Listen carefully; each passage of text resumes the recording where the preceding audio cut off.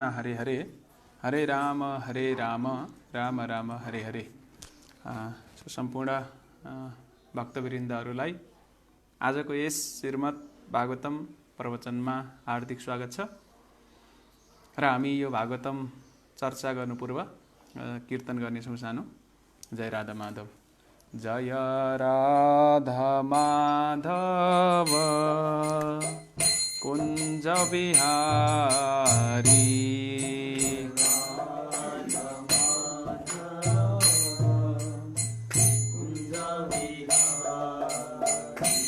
जय राधा माधव कुञ्ज बिहारी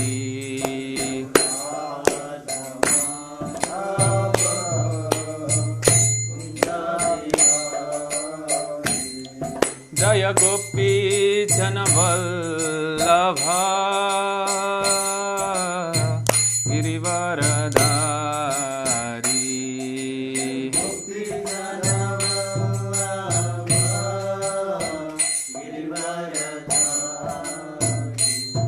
जय गोपी जन वल्लभ गिरिवरधारी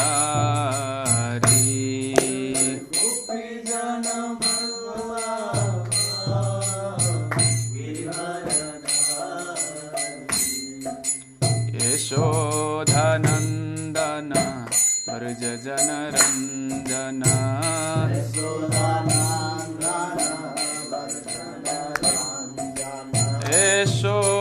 यशोधनन्दन व्रज जनरञ्जन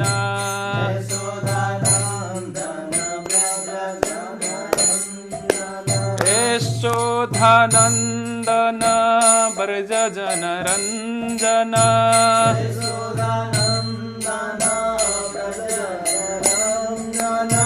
यमुना तीरा वनचारी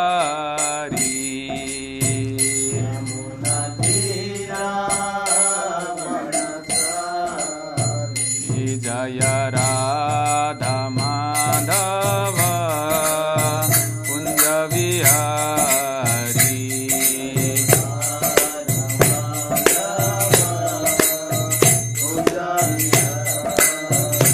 हरे कृष्णा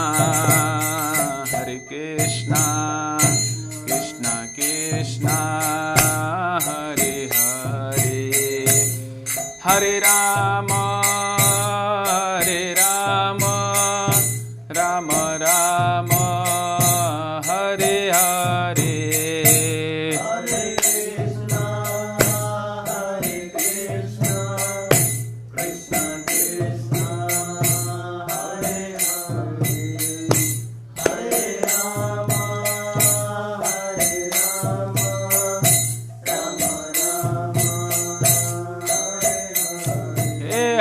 कृष्णा कृष्णा कृष्णा हरे हरे हरे राम राम राम हरे हरे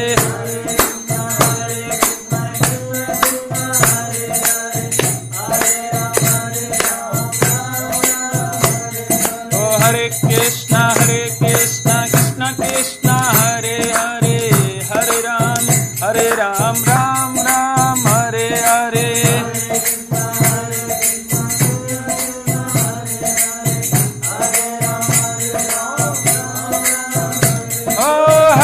कृष्णा कृष्णा हरे हरे हरे राम राम हरे हरे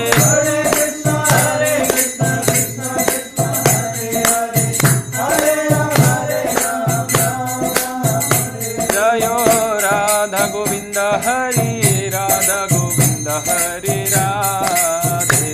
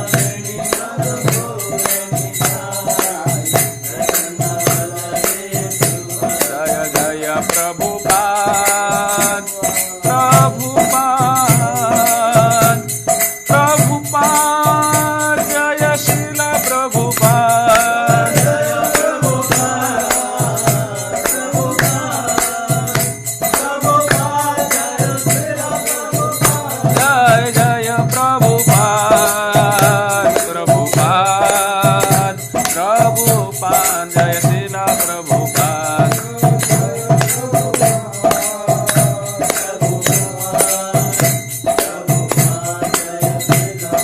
निताय गौर हरि बोल हरि बोल हरि बोल निताय गौर हरि बोल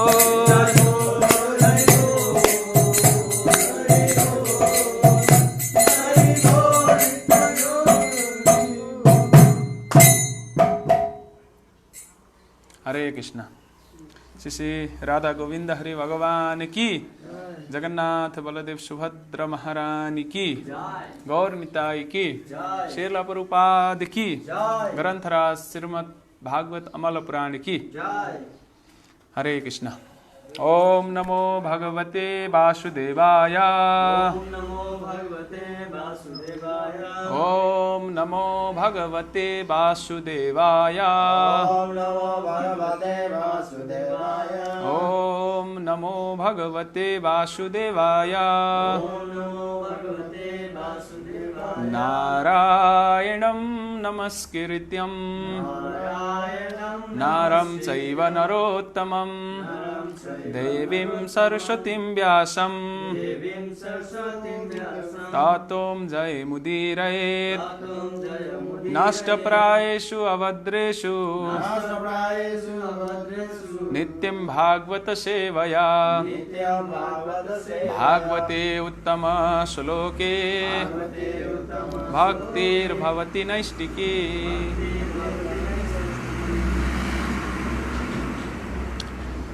हरे कृष्ण। आज हामी ग्रन्थराज श्रीमद् भागवतम स्कन्द 3 अध्याय 7 र श्लोक संख्या 31 माथि चर्चा गर्दैछौँ। यहाँ चाहिँ विदुरका थप जिज्ञासाहरू भनेर विविध जिज्ञासाहरूलाई यहाँ राखिएको छ।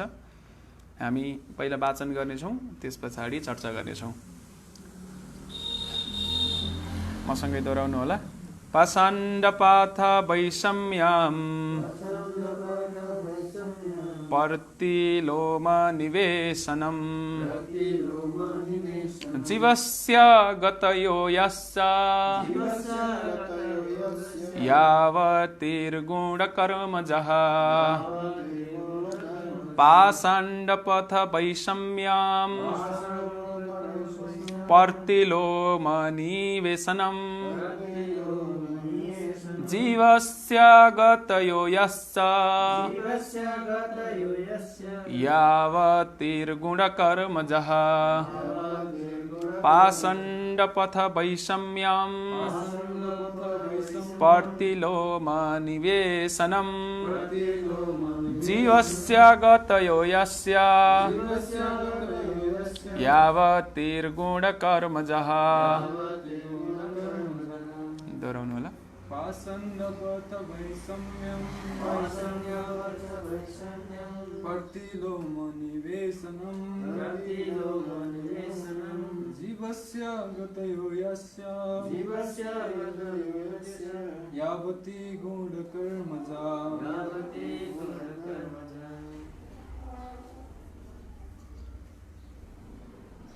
पाषाण्डं वद वैषण्यं प्रतिलोम निवेशनं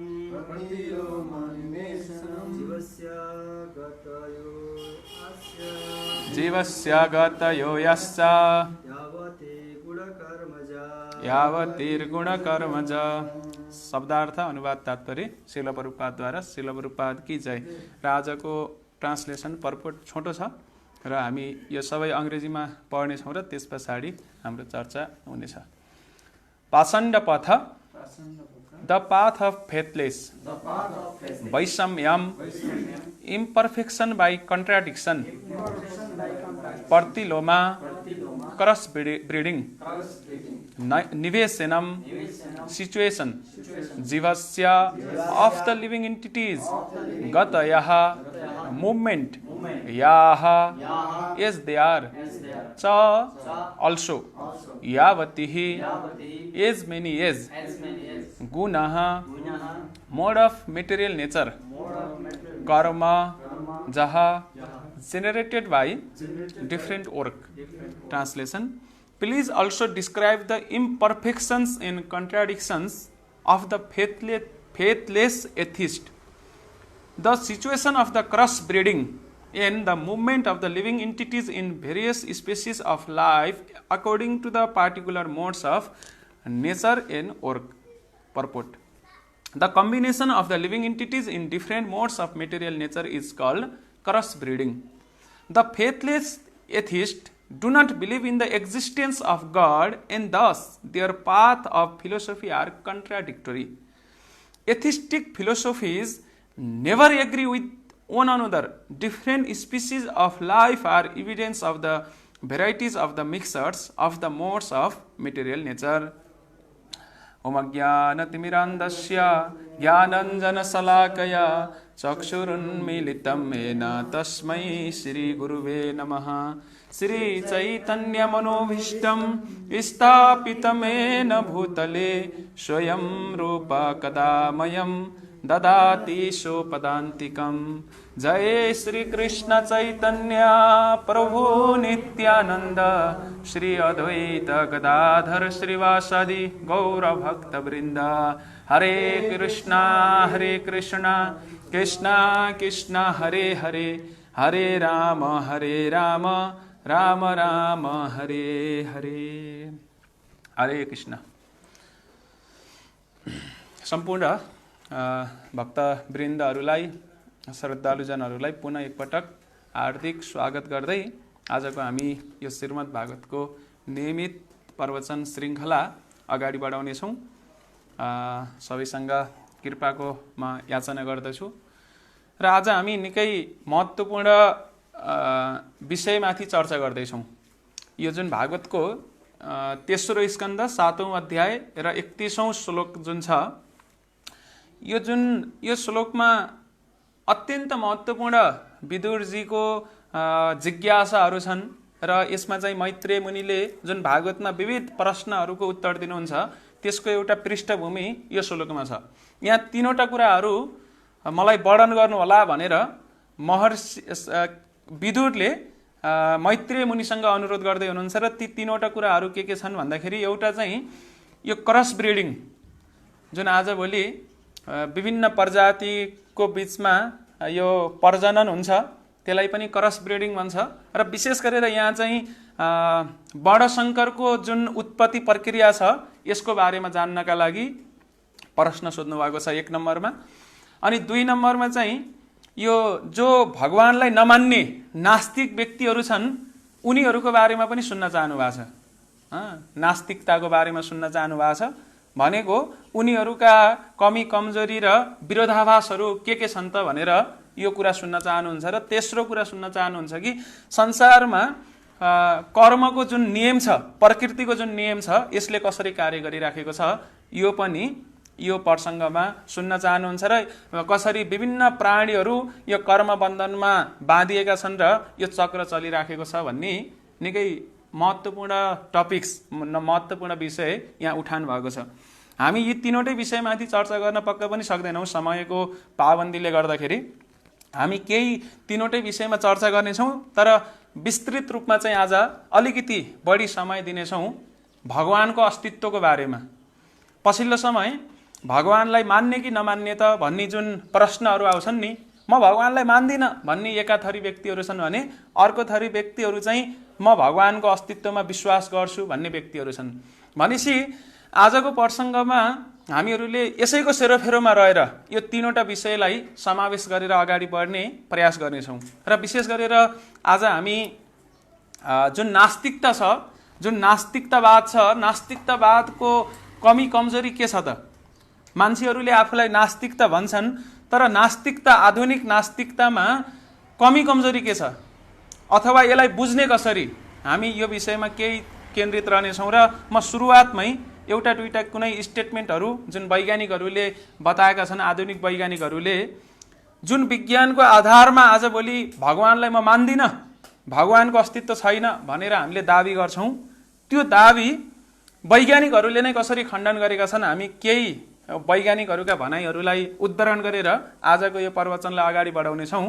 कि यहाँ मैले हिजो मात्रै एउटा अध्ययन गर्ने क्रममा मलाई निकै एउटा रोचक कोटेसन लाग्यो कि यो चाहिँ भर्खरै 2019मा यो टेम्पल्टन प्राइज विजेता वैज्ञानिक जसको नाम थियो मार्सेलो गेसर, उनले चाहिँ निकै सुन्दर कुरा बताएका रहेछन्। उनले बताएका रहेछन् कि I honestly think atheism is inconsistent with the scientific method. धेरै लामो कुरा बताएका छन् र अन्तमा उनले भन्छन् कि the absence of evidence is not evidence of absence. हुन त यो अङ्ग्रेजी छ, मैले यसलाई नेपालीमा बुझाउने प्रयास गर्छु कि जुन आधुनिक समयमा म भगवानलाई मान्दिनँ भनेर विज्ञानको तर्क जुन पेश गरिन्छ नि, यो आफैमा त्यति सुहाउँदो तर्क छैन।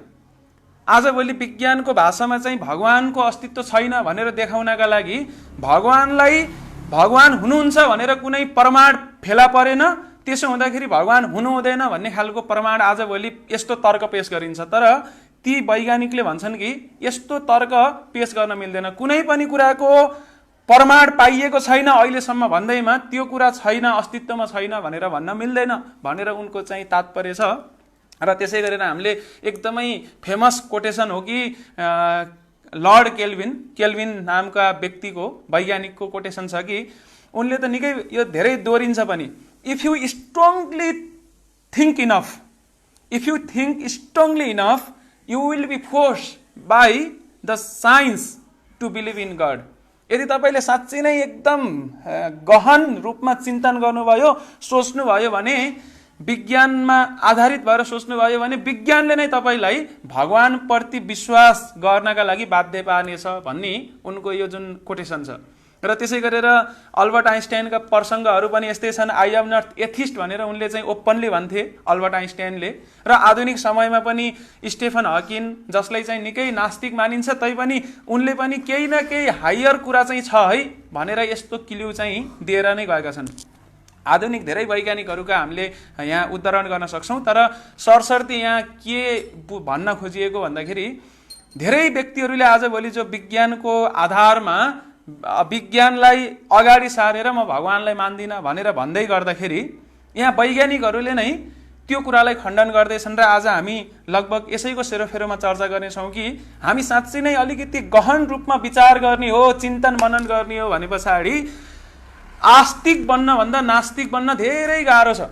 प्रकृतिका प्रक्रियाहरूलाई हामीले जति सूक्ष्म अध्ययन गर्दै जान्छौँ नि त्यति नै हामीलाई भगवानमाथि विश्वास बढ्दै जान्छ। किन भन्दाखेरि प्रकृति यति व्यवस्थित रूपमा चलेको छ कि यस्तो व्यवस्था, यस्तो सुपर इन्टेलिजेन्स भनौँ, यस्तो बौद्धिकता देखे पछाडि भगवानको अस्तित्वमा म विश्वास गर्दिनँ भनेर सुखै मिल्दैन क्या।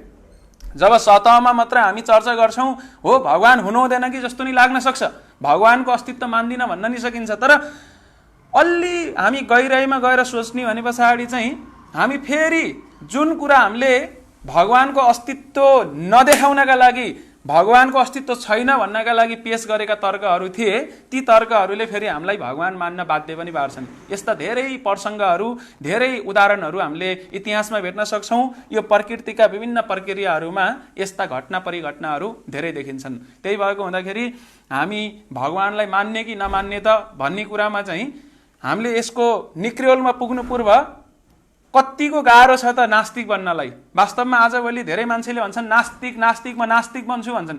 तर आधुनिक समयमा मान्छे के नास्तिक छ? प्राचीन कालमा त्यो बेलामा धेरै आस्तिक मान्छेहरू पनि थिए र त्यो बेलामा पनि नास्तिक मान्छेहरू पनि थिए। जुन बेलामा भगवानले लीला गर्नुहुन्थ्यो यो संसारमा त्यो बेलामा पनि यस्ता दार्शनिक व्यक्तिहरू थिए जसले चाहिँ भगवानको अस्तित्व मान्ने थिएनन् हैन। इतिहासमा धेरै दर्शन शास्त्रहरू छन्, दर्शनहरू छन् जसले भगवानको अस्तित्व मान्दैनन्, शास्त्रको अस्तित्व मान्दैनन्। आजभोलि जसले आफूलाई नास्तिक भनिरहेछौँ अथवा भनिरहेछन्, हाम्रा तर्कहरू चाहिँ प्राचीन ती नास्तिक व्यक्तिहरूको सामु तुलना गर्ने भने त केही पनि होइन। हामीभन्दा 100औं गुणा शक्तिशाली पावरफुल तर्क चाहिँ उनीहरूले पेश गर्थे। उदाहरणका लागि एकजना दार्शनिक छन् जसको नाम छ चारवाक नाम गरेका व्यक्ति, जसको सिद्धान्तलाई चारवाक फिलोसफी पनि भन्छ, चारवाक सिद्धान्त भन्छ। उनको जुन नास्तिकताका तर्कहरू छन् नि, भगवानलाई नमान्ने तर्क, त्योसँग आधुनिक नास्तिकवादीहरूका तर्कलाई तुलना गर्ने भनेपछि त यो त फिक्का हुन्छ, हलुङ्ग जस्तो हुन्छ। के आजभोलिका मान्छे कसरी नास्तिक भए? चारभागका सिद्धान्त र तर्क देखे पछाडि आजभोलिका नास्तिकता त एकदमै फिक्का, केही पनि होइन जस्तो जसले नि महसुस गर्छ। र हामीले धेरैचोटि भन्छौँ कि चारवाकका धेरै भनाइहरूमध्ये एउटा भनाइ निकै लोकमा प्रख्यात छ। उनले के भन्छन् भन्दाखेरि यावत जीवेत सुखम जीवेत, बाँचुन्जेल एकदम सुखी भएर बाँच्नुस् रे। र यसरी सुखी भएर इन्द्रियलाई खुसी दिनका लागि तपाईँ कुन हदसम्म जान पनि पछि हट्नु पर्दैन रे भन्दाखेरि ऋण कृत्वा घृतम पिबेत भनेको ऋण काटेर भए पनि घिउ खानुपर्छ। बाँचुन्जेल मोज मस्ती गर्ने हो, इन्द्रिय तृप्ति गर्ने हो। भगवान छैनन्, जे गरेर इन्द्रिय तृप्ति हुन्छ, जे गर्दा इन्द्रियलाई सुख मिल्छ त्यही गर्नुपर्छ, भगवानको डर मान्नु पर्दैन। आजभोलि पनि यस्तै यस्तै तर्क आउँछन् कि आउँदैनन् मान्छेका?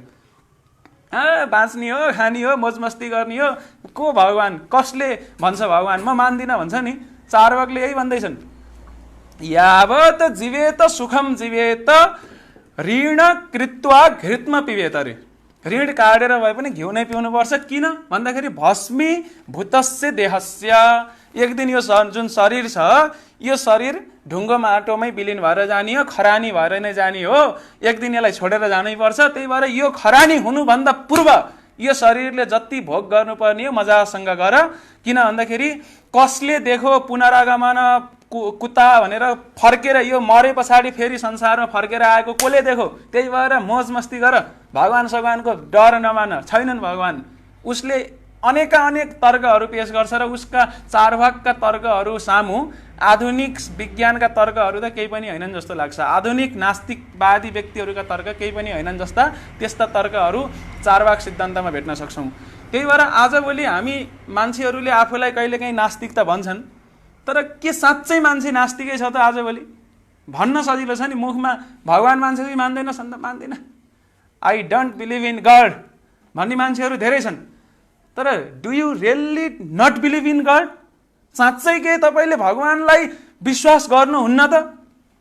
आधुनिक वैज्ञानिकहरू नै जसले आफूलाई नास्तिक भन्छन् उनीहरूले पनि विभिन्न यो अनुसन्धानको क्रममा विभिन्न प्रयोगहरू गर्नुपर्छ क्या। केही समय अगाडि यो मुनमा चन्द्रमामा यान पठाउनका लागि भारतका वैज्ञानिकहरू र अरू ठाउँका वैज्ञानिकहरू नि लागि परेका थिए। असफल भएका घटनाहरू नि सुनियो। तर त्यो बेलामा चाहिँ मलाई अचम्म के लागेको थियो भन्दाखेरि वैज्ञानिकहरूले पुरा भगवानसँग प्रार्थना गरेर ल सफल बनाइदिनुहोस् भगवान भनेर प्रार्थना गर्दै थिए। जब त्यो मुन, त्यो चन्द्रयान जुन छ, चन्द्रको नजिकै गएर यो चाहिँ विलिन भयो, हरायो भन्ने समाचार आए पछाडि फेरि भेटियोस् भनेर पनि प्रार्थना गरेका थिए र त्यो बेलामा चाहिँ भगवानको याद आइरहेको थियो। युजुअल्ली प्राय यस्तै हुन्छ। कहिलेकाहीँ के हुन्छ भन्दाखेरि म भगवानलाई मान्दिनँ भनेर भनिन्छ, तर जब स्थिति पर्छ कि ला अब झ्याप्पै एक्जाम परिहाल्यो, हे भगवान भन्न आइहाल्छ होइन। ल भगवान पास गरिदिने हो, कसरी गर्ने हो गर्नुहोस्, भगवान आउँछ याद। अहिले पनि कोरोनाको बेलामा हेर्नुहोस् विज्ञानसँग औषधि छैन, झ्याप्पै कोरोना लाग्यो भने गर्ने के हो भन्दा क्या वैज्ञानिकले गर्ने के, हे भगवान छैन उपाय, हातमा औषधि छैन। अब लास्टमा चाहिँ केही सिप्न लागेपछि त भगवानको त प्रार्थना पुकार त नास्तिक व्यक्तिले नै गरिरहेछन्। किन? अब छैन नि त, केही उपाय नै छैन, भगवानै भनेर पुकार्नै पर्छ। त्यही भएर आजभोलिको स्थिति कस्तो भयो भने ताक परे तिवारी नत्र गोतामे भने जस्तै परिस्थितिले भगवान छ भन्ने पर्यो। त्यस्तो परिस्थिति सिर्जना भयो भने भगवान हुनुहुन्छ जस्तो लाग्छ होइन हामीलाई। अनि फेरि अलिकति एउटा नास्तिक व्यक्तिले दिमाग घुमाइदियो भनेपछि खै भगवान हुनुहुन्न कि जस्तो लाग्छ। धेरै प्रख्यात उदाहरण हामीले भन्छौँ कि एकपल्ट एउटा प्रख्यात गुरु, फेमस गुरुलाई एउटा गाउँका मान्छेहरूले एउटा धार्मिक प्रवचन गर्नका लागि बोलाएछन् होइन। हजारौँ लाखौँ खर्च गरेर सबै कार्यक्रम स्थल प्रचार प्रसार व्यवस्था गरिसकेपछि ती गुरु पनि आएछन्, एकदमै फेमस गुरु। अनि त्यहाँ 1000 जना व्यक्तिहरू उपस्थित रहेछन्। उनले सोधे तपाईँहरूमध्ये कतिजनालाई भगवान हुनुहुन्छ भनेर विश्वास छ भन्दाखेरि कतिजनाले हात उठाए? 100%, 100%। किन? अब त्यत्रो ठुलो गुरु इम्प्रेस पार्नलाई नै उठाउन पर्यो। अनि ती गुरुले के भन्छन्? सबलाई विश्वास छ भगवानप्रति भन्दाखेरि सबैलाई छ। त्यसो भए मेरो के काम भयो? म यहाँ आएर बोल्ने नै भगवान हुनुहुन्छ भनेर विश्वास दिनका लागि हो। तपाईँहरूलाई पहिल्यैदेखि विश्वास छ, अब म किन बोल्न पर्यो? उठेर हिँड्दे। समस्या भयो। आयोजकले फकाई फुलाई फेरि दोस्रो पटक पनि लिएर आसनमा राख्यो। आयोजकले राखेपछि फेरि गुरुले के प्रश्न गर्छन्, कतिजनालाई भगवान छ भनेर विश्वास छ भन्दा अहिले कतिले उठाए? एकजनाले नि उठाएनन्। किन? पहिल्यै उनीहरूले भोगिसके नि त। उनीहरूलाई पहिल्यै सुरुमा के भयो भन्दाखेरि पहिल्यै अगुल्टोले हानेको कुकुर बिजुली चम्किँदा तर्सिन्छ भने जस्तो भइसकेको थियो। एकजनाले नै हात नउठाएपछि फेरि उनले कन्फर्म गर्नलाई सोच्छन् के विश्वासै छैन हजुरहरूलाई भगवानप्रति? छैन, कसैले नि हात उठाउँदैनन्। यत्र हजारजना नास्तिकको बिचमा म एउटा आस्तिक, हजुरहरूसँग बसेँ भने त सङ्गतको दोषले म पनि हजुरहरू जस्तै नास्तिक भएर निस्किन्छु, बर्बाद हुन्छ, म यहाँ बस्न उचित छैन भनेर उठेर हिँड्दै। अब यो पनि गाह्रो भयो। आयोजकले अनि अन्तिम विकल्प स्वरूप सबै मान्छेहरूलाई सम्झाउँछ के गर्ने त, कसरी ती गुरुलाई बोल्न बाध्य पार्ने भनेर सबै तयारी भएपछि तेस्रोचोटि फेरि गुरुलाई के गर्छन्? बोलाउँछन्। अनि जब ती गुरु आएर आसनमा बस्छन् फेरि त्यही प्रश्न सोध्छन्, कतिजनालाई भगवानमाथि विश्वास छ भन्दाखेरि अहिले कतिजनाले हात उठाए? 500 जनाले। 500 जनाले हात उठाएको छैनन्। अचम्म, किन? यो त पहिल्यै आयोजकले यस्तो गर्नुपर्छ भनेर व्यवस्था गरेका थियो नि त, पहिल्यै तयारी गरेका थियो। 500 जनाले हात उठाउँछन्, 500 जनाले हात उठाउँदैनन्।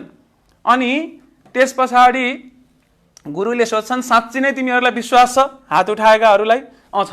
के तिमीहरूलाई साँच्ची नै विश्वास छैन हात नउठाएकाहरूलाई? छैन। त्यसो भने त कुरा त मिलिहाल्यो नि। जसलाई विश्वास छ, विश्वास नभएकालाई सम्झाए भइहाल्यो, भगवान हुनुहुन्छ भनेर कुरा गरेर राजी बनाए भइहाल्यो, मेरो के काम भयो भनेर उठेर हिँड्दै। भनेपछि यो त कथा हो, एउटा इलस्ट्रेटिभ कथा मात्रै हो। तर यो कथाको सार हेर्नुहोस्, संसारमा हालत यस्तै छ क्या। 100%ले हात उठाउनु पर्ने स्थिति देखियो भन्दाखेरि यसो मान प्रतिष्ठाका लागि हात उठाउने स्थिति छ हाम्रो। कहिलेकाहीँ हामी कुनै धार्मिक मान्छेहरू भएको ठाउँमा जानु पर्यो भने टिको लाएर जान सक्छौँ, अथवा अन्तर्वार्तामा जाँदैछौँ हामी। अब त्यो अन्तर्वार्ता लिने मान्छे चाहिँ धार्मिक छ रे भन्ने थाहा भयो भने के हुन्छ?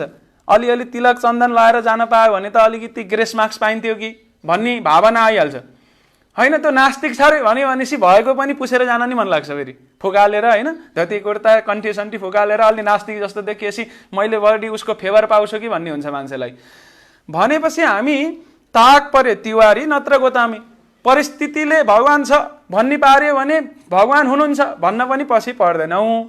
फेरि गम्भीर भएर सोच्ने हो र फेरि अर्को परिस्थिति सिर्जना भयो भने भगवानको अस्तित्वमाथि हामीले विश्वास गर्दैनौँ। त्यही भएर यसो यो घटनालाई विचार गर्ने हो भनेपछि हाम्रो स्थिति पेन्डुलम जस्तो छ, कहिले यता कहिले त्यता।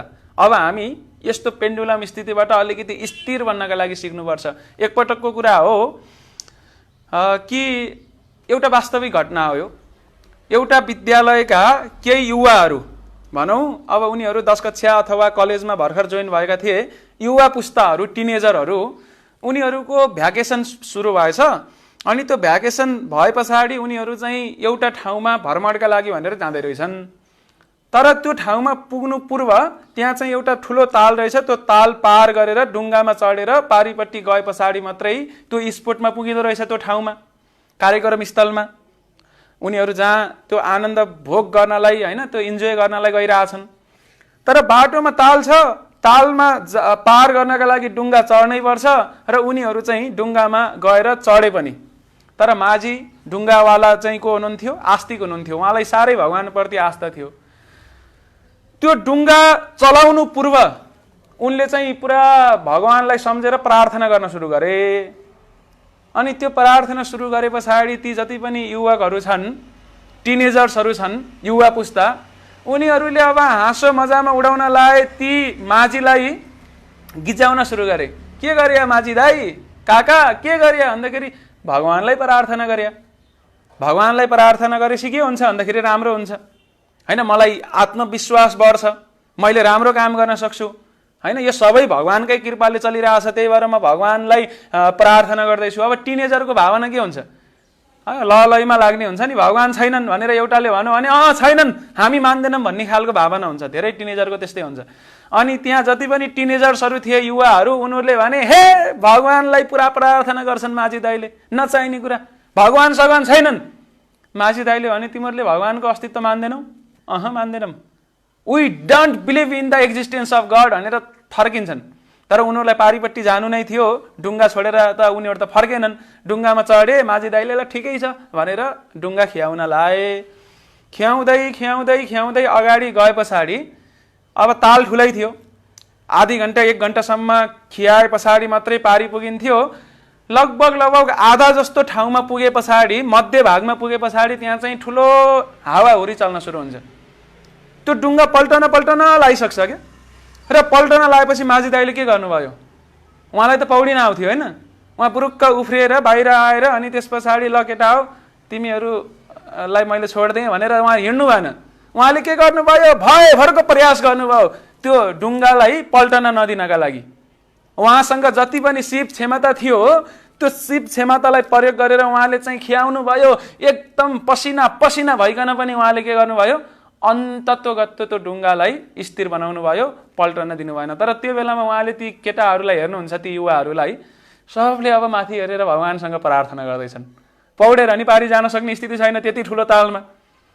अनि त्यस पछाडि यस्तो प्रार्थना गर्छन्, सबैले आँखा चिम्मा गरेर प्रार्थना गर्छन् कि अनि अन्तमा चाहिँ के हुन्छ भन्दाखेरि त्यो डुङ्गा पारीपट्टि नि पुग्छ। पारीपट्टि पुगे पछाडि त अब उनीहरूलाई पनि महसुस भयो नि भगवानलाई प्रार्थना त गर्नुपर्छ भनेर। अनि उनीहरूले माझीलाई भने, माझी दाई काका, हजुरले अगाडि त्यत्रो समस्या पर्ने बेला भगवानलाई पुकार्नु भएन, हामी सबैले पुकार्यौँ बरु नास्तिक भन्नेले भन्दै हाँस्छन्। अनि त्यस पछाडि माझी दाइले के उत्तर दिए भन्दाखेरि, भाइ हो तिमीहरूको, बाबु हो तिमीहरूको र मेरो तरिका फरक छ। म चाहिँ बिहान पूजा गर्छु, दिउँसो काम गर्छु, तिमीहरू चाहिँ काम गर्ने बेला पूजा गर्न लाउँदा रहेछौ। अनि त्यस पछाडि काम पनि हुन्न, पूजा पनि हुन्न। म सुरुमै के गरेँ, प्रार्थना गरेँ, साधना गरेँ, काममा लाएँ। अनि त्यो बेलामा त मैले त आफ्नो काम गर्नुपर्छ, मनमा मसँग आस्था थियो, श्रद्धा थियो। तर तिमीहरू त के गर्न लायौ भन्दाखेरि काम गर्ने बेलामा पूजा गर्न लायौ, प्रार्थना गर्न लायौ भनेपछि ठ्याक्क उल्टो भयो तिमीहरूको। अनि त्यस पछाडि ती युवाहरूले आफ्नो के कमी कमजोरी थियो बुझिहाले। अनि त्यस पछाडि उनीहरूले माफ मागे, माझी दाइ साँच्ची नै हामी पो आस्तिक रहेछौँ त हजुरभन्दा त। हेर्दा त नास्तिक उनुर्थे, बढी नास्तिक उनुर्थे, तर जब आपत आइपर्छ, विपद आइपर्छ, त्यो नास्तिक व्यक्ति नै के गर्छ, शरण हरि शरणम, जानी कहाँ हो त्यही हरिको शरणमा हो। घुम्दै फिर्दै यताउता गएर भगवानकै शरणमा नगएसम्म कोही पार पाउनेवाला छैनन्। त्यही भएर मैले के भन्छु भन्दाखेरि आस्तिक व्यक्तिहरू आस्तिक देखिन्छन्, तर नास्तिक व्यक्तिहरू एउटा परिस्थितिमा चाहिँ उनीहरूलाई पनि भित्रपट्टि त त्यो आस्था छ क्या, बाहिर नदेखाए पनि भित्रपट्टि आस्था हुन्छ। त्यही भएर प्रकृतिका हामीले धेरै प्रक्रियाहरूलाई सूक्ष्म अध्ययन गर्यो भनेपछि हामी चाहिँ साँच्चै नै नास्तिक बन्न चाहिँ धेरै गाह्रो छ, आस्तिक बन्न धेरै सजिलो छ। त्यही भएर भनिन्छ कि अब एकपटकको कुरा हो, एकचोटि एउटा व्यक्ति कहाँ जाँदै रहेछ भन्दाखेरि नास्तिक व्यक्ति माउन्टेन क्लाइम्बिङमा गइरहेको रहेछ। अनि ऊ टकटक माउन्टेन क्लाइम्बिङमा एक्लै गइरहेको थियो, साथीहरू पनि छुटे। अनि उसले चाहिँ अब टर्च लाइट बाल्दै गइरहेको थियो, तर टर्च लाइटको पनि ब्याट्री सिद्धियो। अनि ऊ पुग्नुपर्ने एउटा ठाउँमा थियो, तर बिच बाटोमै अब लाइट साइट पुरा सिद्धिएपछि, ब्याट्री सिद्धिएपछि चकमन्न अन्धकारमा अब त्यहीँ बस्न त मिलेन। ऊ अगाडि हिँड्दै थियो, तर दुर्भाग्य हिँड्ने क्रममा चाहिँ त्यो त पहाड थियो, माउन्टेन क्लाइम्बिङमा गएको थियो। पहाडमा अलिकति ऊ चिप्लन्छ, चिप्ले पछाडि लड्न पुग्छ र जब ऊ लड्छ यति ठुलो पहाड रहेछ कि त्यहाँ ऊ खस्छ क्या, धेरै लामो छाङ्गाबाट खस्छ। अनि खस्दा ऊ त नास्तिक व्यक्ति, भगवानलाई त मान्ने थिएन। तर संजोगवश के भइदिएछ भन्दाखेरि त्यो पहाडमा कहिलेकाहीँ रुखहरू पनि उम्रेका हुन्छन्, हाँगाहरू तयारसा भएका हुन्छन्, च्याप्प उसको हात हाँगामा गएछ र समाउन पुगेछ। अब तल हेरौँ भनेपछि अन्धकार छ, चकमन्न केही देख्दैन। ऊ चाहिँ अब 200-300 मिटर कति माथिबाट खस्नुपर्ने खसिसक्यो। अब म मर्ने नै भएँ भनेर उसलाई निश्चित थियो, ऊ ग्यारेन्टी थियो। तर बिचमा के भइदियो भन्दाखेरि ऊ चाहिँ बच्यो। अब हात छोडिदिउँ भने तल गएर धुलो पिठो हुने होला भन्ने डर छ। अब त्यो बेलामा रातिको समय छ, त्यहाँ वरपर घरहरू छैनन्, गुहार माग्दा कसैले गुहार सुन्नेवाला भएन। अनि उसले के गर्छ, अन्तमा कसलाई गुहार माग्नुपर्छ त्यस्तो भएपछि भगवानलाई। केही सिप नलाएपछि त माग्ने त मान्छेले त नास्तिक मान्छेले नि भगवानलाई नै हो। मान्छे त खुब नास्तिक थियो, भगवानलाई त मान्ने थिएन।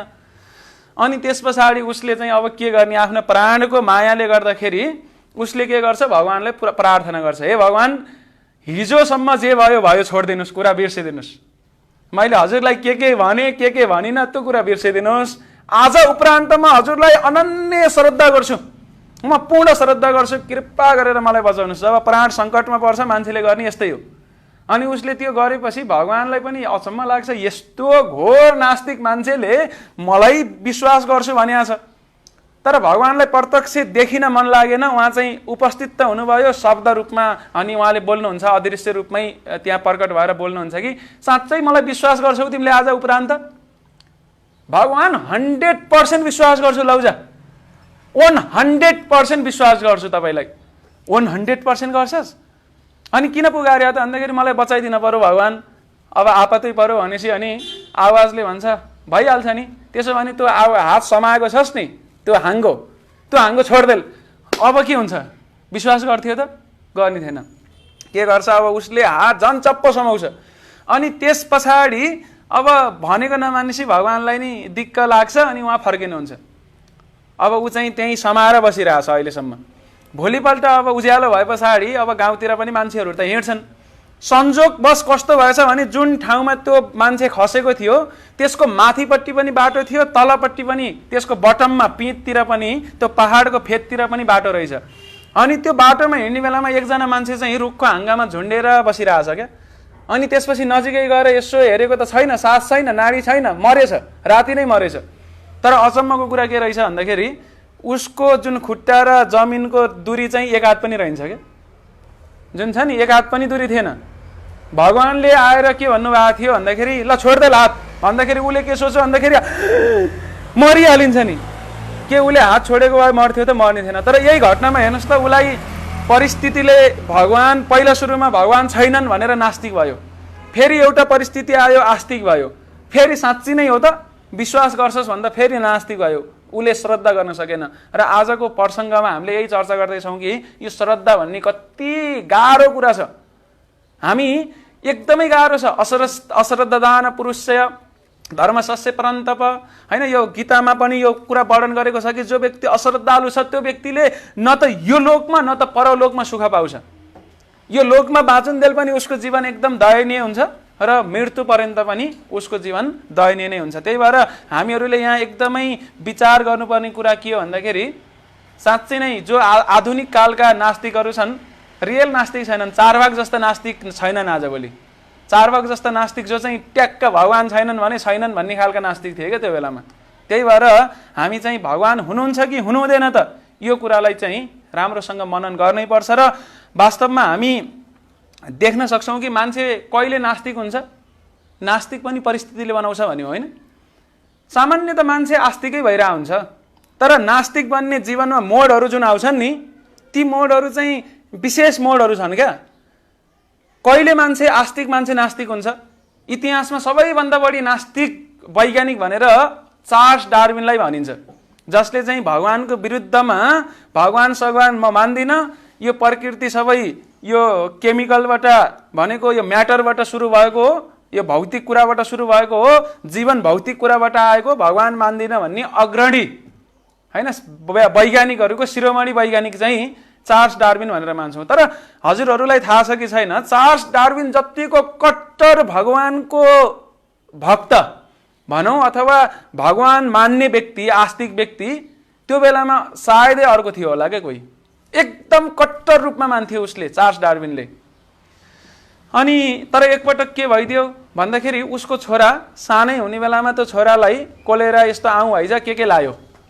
त्यस पछाडि त्यो बेलामा उपचार थिएन। उपचार नभएपछि जस्तो कि अहिले कोरोना भाइरसको औषधि नभए बेला त्यो बेलामा कोलेरा यिनीहरूको औषधि थिएन। त्यस पछाडि उसको छोरा तडपी तडपी मर्छ। जब त्यो तडपी मरेको चार्ल्स डार्विनले देख्छ, त्यस पछाडि उसलाई भगवानमाथि विश्वास उडेर जान्छ कि म भगवान सगवान मान्दिनँ।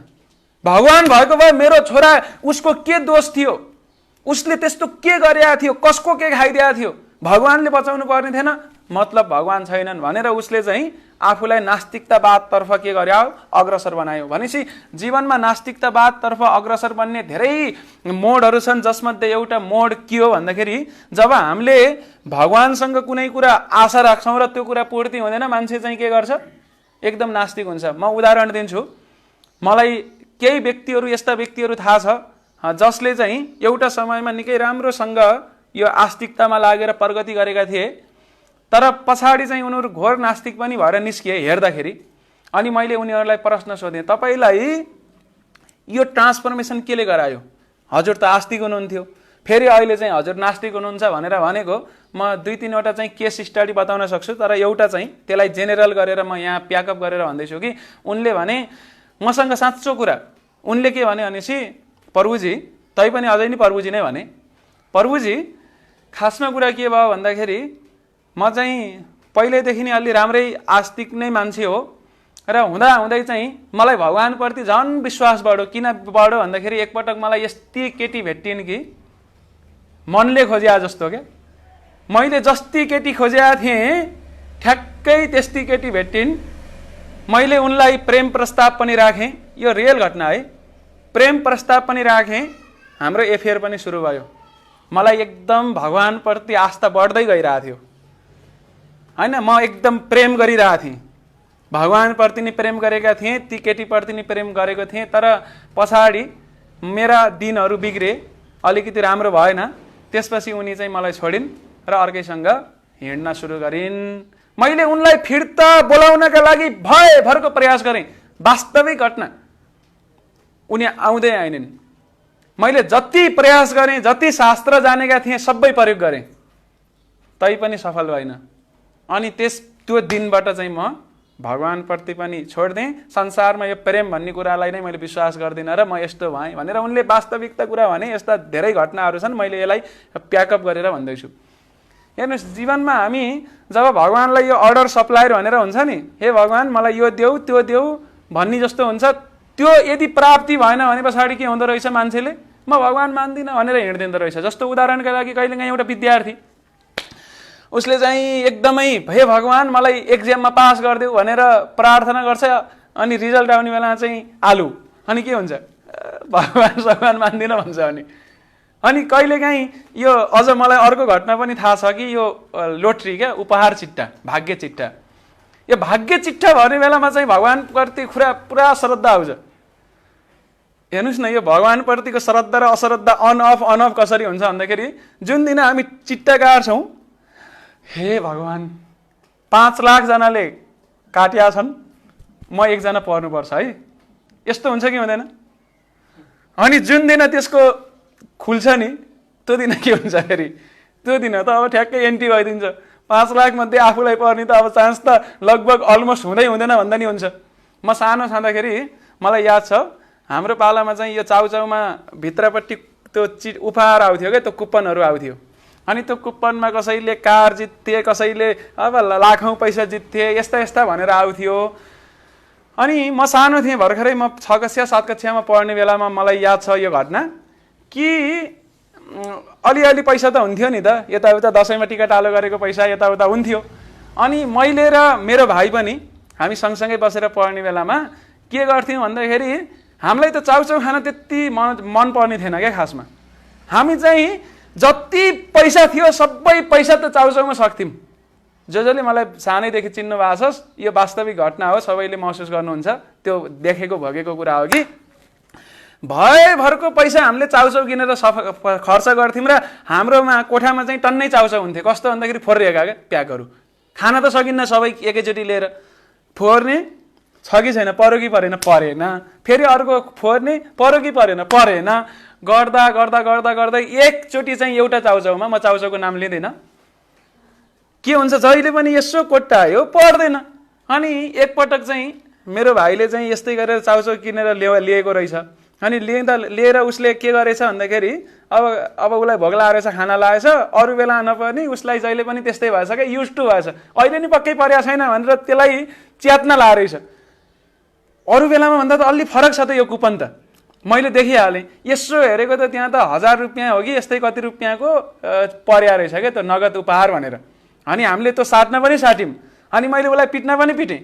यत्रो चेतना लागेको बदमास होइन, सबै पहिला परेन भनेर कुनै त पर्दो रहेछ नि भने। त्यतिन्जेल हामीले ल 10,000 15,000 खर्च गरेका थियौँ, 1,000 चाहिँ चिट्टा पर्यो। तर जहिले चिट्टा पर्ने थिएन नि, तब के हुन्थ्यो भन्दाखेरि भगवान भनेर यसो आशा गरेको, प्रार्थना गरेको, त्यो भरको विश्वास गुम्थ्यो क्या। फेरि अर्को चाउचाउको प्याकेट किन्ने बेलामा, त्यो पुरी किन्ने बेलामा फेरि भगवानप्रति आस्था जाग्थ्यो, हे भगवान पारिदेऊ भनेर। र त्यस्तै क्रममा चाहिँ यो चिट्टा पनि होइन जतिखेर पनि त्यो कुपन हुन्छ फ्याँक्ने क्रम चलिराखेको, नपरेर हजारौँ कतिवटा 100औँवटा 200-300वटा फ्याँकिया थियो। अनि फ्याँक्दा फ्याँक्दै के भयो, कहिलेकाहीँ चाहिँ गरिराखेको पानी झ्याप्पै त्यही आउँछ क्या, हात चल्छ। जस्तो कि उदाहरणका लागि एकपटक एकजना मान्छे गोदावरी नदीको किनारमा त्यहाँ चाहिँ एकदम बहुमूल्य रत्नहरू छन् भनेर, नदीका किनारमा एकदम बहुमूल्य धातु रत्नहरू पनि मिल्छन्, नमिल्ने होइनन्। अनि त्यो व्यक्ति चाहिँ त्यहाँ एकदम बहुमूल्य रत्नहरू छन् रे है भन्ने थाहा पाएर के गरेको थियो, यसो पानीभित्र हात हाल्थ्यो, झिक्थ्यो। अनि यसो झिक्ने बेलामा त ढुङ्गा छ, हातमा त मोती आउँदैन, रत्न आउँदैन, अनि फ्याँक्छ पानीमै।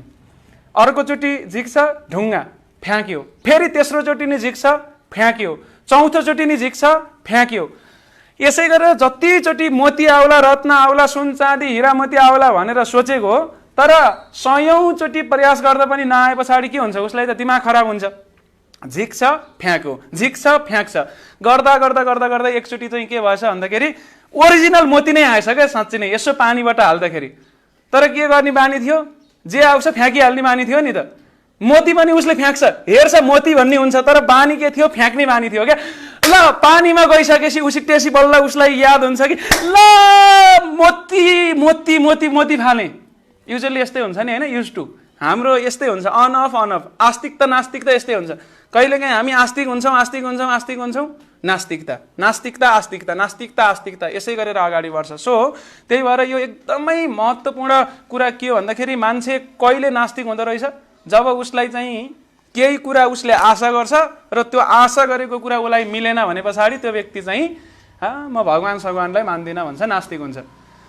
अनि अर्को पनि जीवनमा कहिलेकाहीँ मोडहरू यस्ताहरू आइदिन्छन् कि जब अत्यन्त दुःख कष्ट पर्छ त्यो बेलामा पनि मान्छेले भगवानलाई मान्दैन होइन। जस्तो कि भगवान भन्दाको बित्तिकै अत्यन्त दयालु, कृपालु, मर्सीफुल भनेर बुझिन्छ। तर कहिलेकाहीँ कस्तो देखिन्छ भन्दाखेरि संसारमा त दुःखी छ नि त। जस्तो उदाहरणका लागि आजकै दिनमा अब हाम्रो कर्तव्य पनि छ, हामीले सोचेका पनि छौँ कि हामीले जब जब मान्छेलाई दुःख पर्छ त्यो दुःखलाई कम गर्नका लागि हामीले हर वखत प्रयास गर्छौँ र गर्नुपर्छ।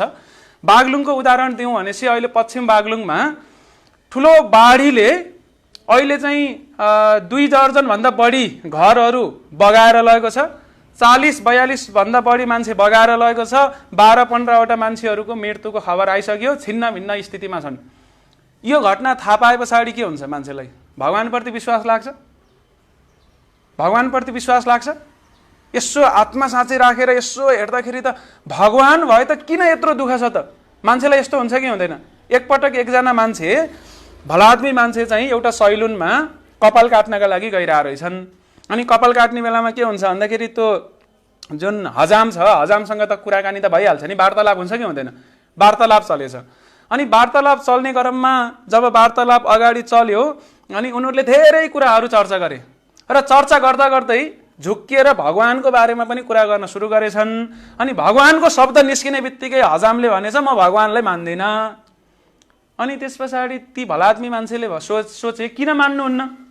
उनले सोध्छन् प्रश्न, हजुरले किन भगवानलाई मान्नु हुँदैन भन्दाखेरि ती भलादमी मान्छेले के उत्तर पाउँछन् हजामबाट भन्दाखेरि भगवान भएको भए तपाईँ कहिले बजारमा हिँड्नु भएको छ, गल्लीमा हिँड्नु भएको छ? कति मान्छे दुखी छन्, कति मान्छे खाना नपाएर तडपिराखेका छन्, कति मान्छेलाई पुरा रोग व्याधिले सताइराखेको छ होइन। अहिलेको समयमा भएको भए कति निर्दोष मान्छेलाई कोरोना लागेको छ पनि भन्थ्यो होला। अनि कति मान्छे दुखी भएका छन् तपाईँलाई थाहा छ? भगवान भए त त्यो दुःख नहुनु पर्ने, त्यो दुःख नाश हुनुपर्ने, दुःख हनन हुनुपर्ने, खै त देखिँदैन त। अनि त्यस पछाडि ती व्यक्तिले उत्तरै दिँदैनन्। अब के उत्तर दिने, विवाद गर्न चाहँदैनन्। उनी कपाल काट्छन्, कपाल काटेर यसो बाहिर निस्किएको के देख्छन् भन्दाखेरि बाटोमा एकदम लामो कपाल, त्यो पनि म्याटेड, त्यो हुन्छ नि हिप्पिज स्टाइलको, सबै कपाल लामो लामो, अब 10 वर्षदेखि नकाटिया जस्तो कपाल मान्छेको रहेछ। ऊ बाटोमा हिँड्दै रहेछ। उसलाई देख्दाको बित्तिकै उनी फेरि दौडेर ब्याग कसकोमा आउँछन्, हजामकोमा आउँछन् र हजामलाई भन्छन्, हजाम दाई यो संसारमा हजाम भन्ने नै छैन कोही नि, हजामै हुँदो रहेछन् नि त। म त आजसम्म भरममा बाँचिया रहेछु, मलाई हजाम छन् भनेर विश्वासै छैन भनिदिन्छ क्या उसले। अनि हजामलाई के हुन्छ, दिमाग खराब हुन्छ, मैले भर्खर कपाल काटेर पठाएको अनि हजाम छैनन् भन्ने। अन्तखेरि होइन हजाम भए आउनुहोस् त, आउनुहोस् ढोका बाहिर आउनुहोस् त, हेर्नुहोस् त्यो मान्छेको यत्रो लामो कपाल 10 वर्षदेखि नकाटिया जस्तो कपाल छ, हजाम भएको भए त्यत्रो लामो कपाल हुन्थ्यो मान्छेसँग? त्यत्रो जगल्टा परेको त्यत्रो लामो त्यस्तो कपाल देख्नु भएन? हजामले त हजाम भयो त काट्नु पर्ने, सानो हुनु पर्ने। हजाम छैनन्, मैले मान्दिनँ भन्दाखेरि हजामले के भन्छन्, हजाम छुके बाबा मै हो हजाम, तिमीलाई भर्खर काटिदिएको के हो, कपाल मैले नै काटेर पठाएको। हजामले के भन्छन्? त्यो भन्दाखेरि ती भला आदमीले भन्छन् हैन म मान्दिनँ, नत्र त्यत्रो कपाल हुन्थ्यो। हजामले भन्छन् ऊ मेरोमा आए पो काट्ने त, मसँग आउँदैन, सही प्रक्रिया धारणै गर्दैन। अनि त्यस पछाडि त्यत्रो कपाल नभए के हुन्छ त भन्दाखेरि अनि ती भला आदमीले भन्छन् कि यही कुरा भगवानमाथि लागू हुन सक्दैन। संसारमा हामी दुःख पाइराखेका छौँ, अनादि अनन्त कालदेखि दुःख पाइराखेका छौँ, तर के हामी यत्रो दुःख पाउँदा पनि हामी कहिले होसमा आयौँ? यत्रो कोरोनाले संसार आक्रान्त विक्रान्त पारिरहेछ, के हामीलाई साँच्चै नै अब त हामी गलत बाटोमा गएका रहेछौँ भनेर दिग्भ्रमित भएका रहेछौँ भनेर के हामीले त्यो डिरेक्सन फेर्यौँ कि फेरेनौँ? भगवानतिर फेर्यौँ त कहिल्यै फेरे छैनौँ नि त। कहिलेकाहीँ हामी ल भगवान भगवान भगवान भगवान भगवान नो, हामी चाहिँ भगवान मान्दैनौँ भनेर भन्छौँ, तर यत्र स्पष्ट सन्देशहरू आइराखेका छन् तैपनि हामी के गर्दैनौँ भन्दाखेरि भगवानप्रति हाम्रो मुख फर्काउँदैनौँ। त्यही भएको हुँदाखेरि अब हामी पानी प्यासी छौँ, तर प्यासी भए पछाडि जानुपर्छ कहाँ? पानीको स्रोतसँग जानुपर्छ। अब यत्तिकै हाम्रो मुखमा आएर पानी भरिँदैन। जब तिनलाई हजामलाई ती व्यक्तिले उत्तर दिन्छन् त्यसपछि हजाम पनि के गर्छन्? चुप्प लाग्छन्। र वास्तविकता पनि त्यही हो। त्यही भएर जब जब संसारमा विभिन्न दुःख कष्टहरू आइपर्छन् तब मान्छेहरूले त्यो दुःख देखेर, मान्छे तडपेको देखेर नि भगवानको अस्तित्वमाथि प्रश्न चिन्ह खडा गर्नु स्वाभाविक हो। र कहिलेकाहीँ फेरि अर्को कारणले गर्दा पनि मान्छेले भगवानलाई मान्दैन। त्यो चाहिँ के हो भन्दाखेरि भगवानप्रतिको ईर्ष्या भावले गर्दाखेरि। मान्छे एकदम ईर्ष्यालु हुन्छ होइन, सबै कुरा मै हुनु पर्यो, भगवानलाई किन मान्ने, आफूभन्दा सुपेरियर किन मान्ने, आफूभन्दा माथि किन कसैलाई राख्ने? क्या सबभन्दा भगवान नमानेपछि सबभन्दा माथि त आफू भइयो। र कहिलेकाहीँ त अझ यस्तो पनि हुन्छ कि भएको भगवानलाई, ओरिजिनल भगवानलाई लत्ताइदिने र त्यो ठाउँमा आई एम गड, मै हो भगवान भन्ने खालका व्यक्तिहरू पनि संसारमा धेरै छन्। जस्तो कि कृष्णको लीलामा पनि एकजना व्यक्ति थियो जसको नाम थियो पौण्ड्रक। पौण्ड्रकले चाहिँ कृष्णलाई, ओरिजिनल कृष्ण जो भगवान कृष्ण हुनुहुन्छ उहाँलाई के भन्थ्यो? यो नक्कली डुप्लिकेट कृष्ण हो, वास्तविक ओरिजिनल भगवान चाहिँ म हो भनेर उसले के गर्थ्यो भन्दाखेरि शिरमा प्वाख, मयूर प्वाख लगाउँथ्यो होइन, वैजयन्ती माला जस्तै बनाएर भिड्थ्यो, धोती कुर्ता पितम्बरी सबै लगाउँथ्यो। जब कृष्ण चाहिँ उसलाई भेट्नुभयो, एकचोटि देख्नुभयो, खित्का छोडेर हाँस्नुहुन्छ। पुरा नक्कली कृष्ण के, नक्कली वासुदेव भएर ऊ खडा भइरहेछ। अनि अहिलेको स्थिति पनि यस्तै छ। हामी कहिलेकाहीँ भगवानलाई पनि के गर्छौँ? ईर्ष्या गर्छौँ, भगवानलाई नि छल्न खोज्छौँ होइन, भगवानभन्दा बढी जान्ने हुन्छौँ। एकपटक एउटा मान्छे समुद्रमा खसेछ, समुद्रमा यात्रा गर्ने क्रममा पानी जहाज खसेछ। अनि पानी जहाजमा जब ऊ खसे पछाडि उसले के गर्छ भन्दाखेरि पुकार्छ, गुहार माग्छ, कसैले नि नसुनेपछि लास्टमा चाहिँ उसले भगवानलाई पुकार्छ, भगवान आइदिनुहोस्, मलाई बचाउनुहोस् भन्छ। अनि त्यसपछि भगवान आउनुहुन्न। नआएपछि उसले प्रलोभनको यसो फ्याँक्छ, प्रलोभन देखाउँछ, भगवान म तपाईँलाई लड्डु चढाउँछु, मलाई बचाउनुहोस् मात्र, म लड्डु चढाउँछु। भगवानलाई पनि अचम्म लागेछ, यो नास्तिक मान्छेले, कहिल्यै विश्वास नगर्नेले लड्डु चढाउँछु भनेको छ, ल हेरौँ न त, बचाउँ न त भनेर भगवानले के गर्नुभएछ? एउटा छाल पठाइदिनु भएछ। त्यो यस्तो शक्तिशाली छाल रहेछ कि ऊ चाहिँ किनारमा आएछ। अनि किनारमा आए पछाडि भगवानले सोच्नुहुन्छ अब त लड्डु चढाउन आउला आउला भनेको त अब त्यो त्यहीँ पुरा रमाएर बस्न सुरु गर्छ। अनि त्यस पछाडि फेरि त्यहाँ आकाशवाणी हुन्छ।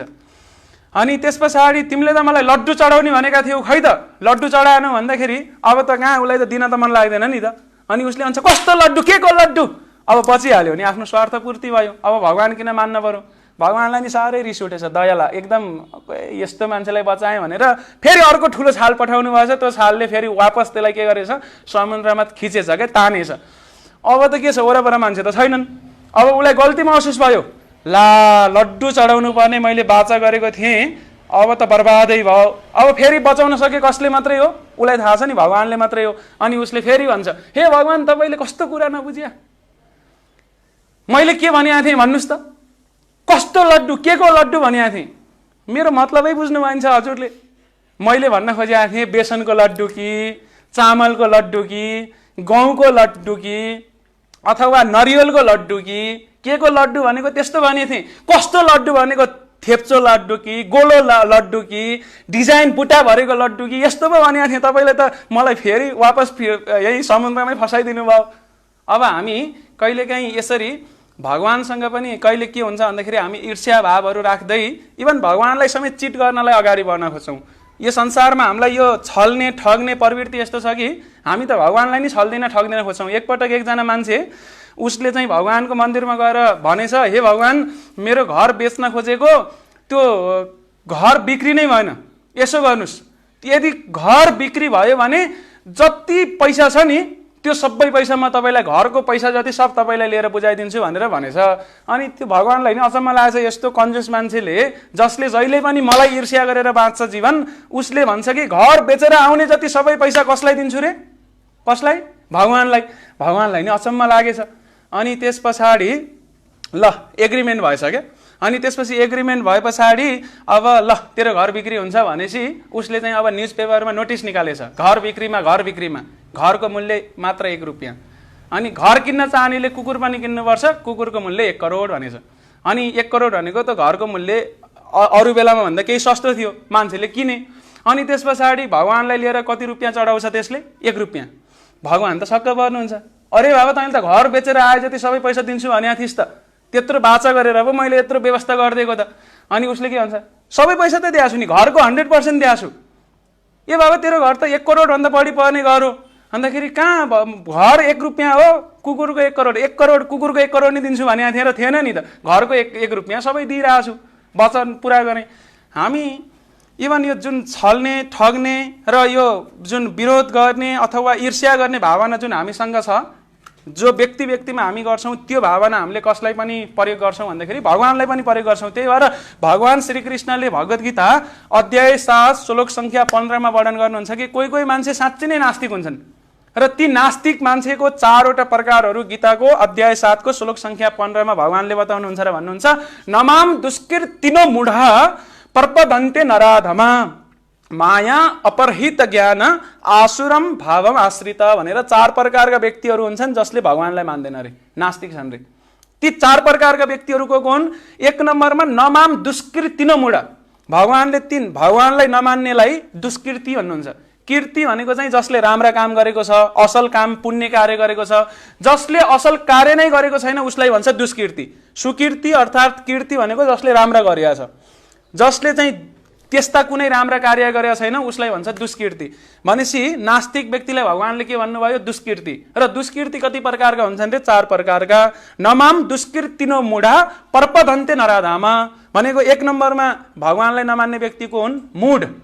मूढ भनेको मूर्ख, जसले के गरेको छु पनि थाहा छैन क्या। कहिलेकाहीँ हुन्छ नि हामी गधालाई मूर्ख भन्छौँ। गधालाई किन मूर्ख भन्छौँ?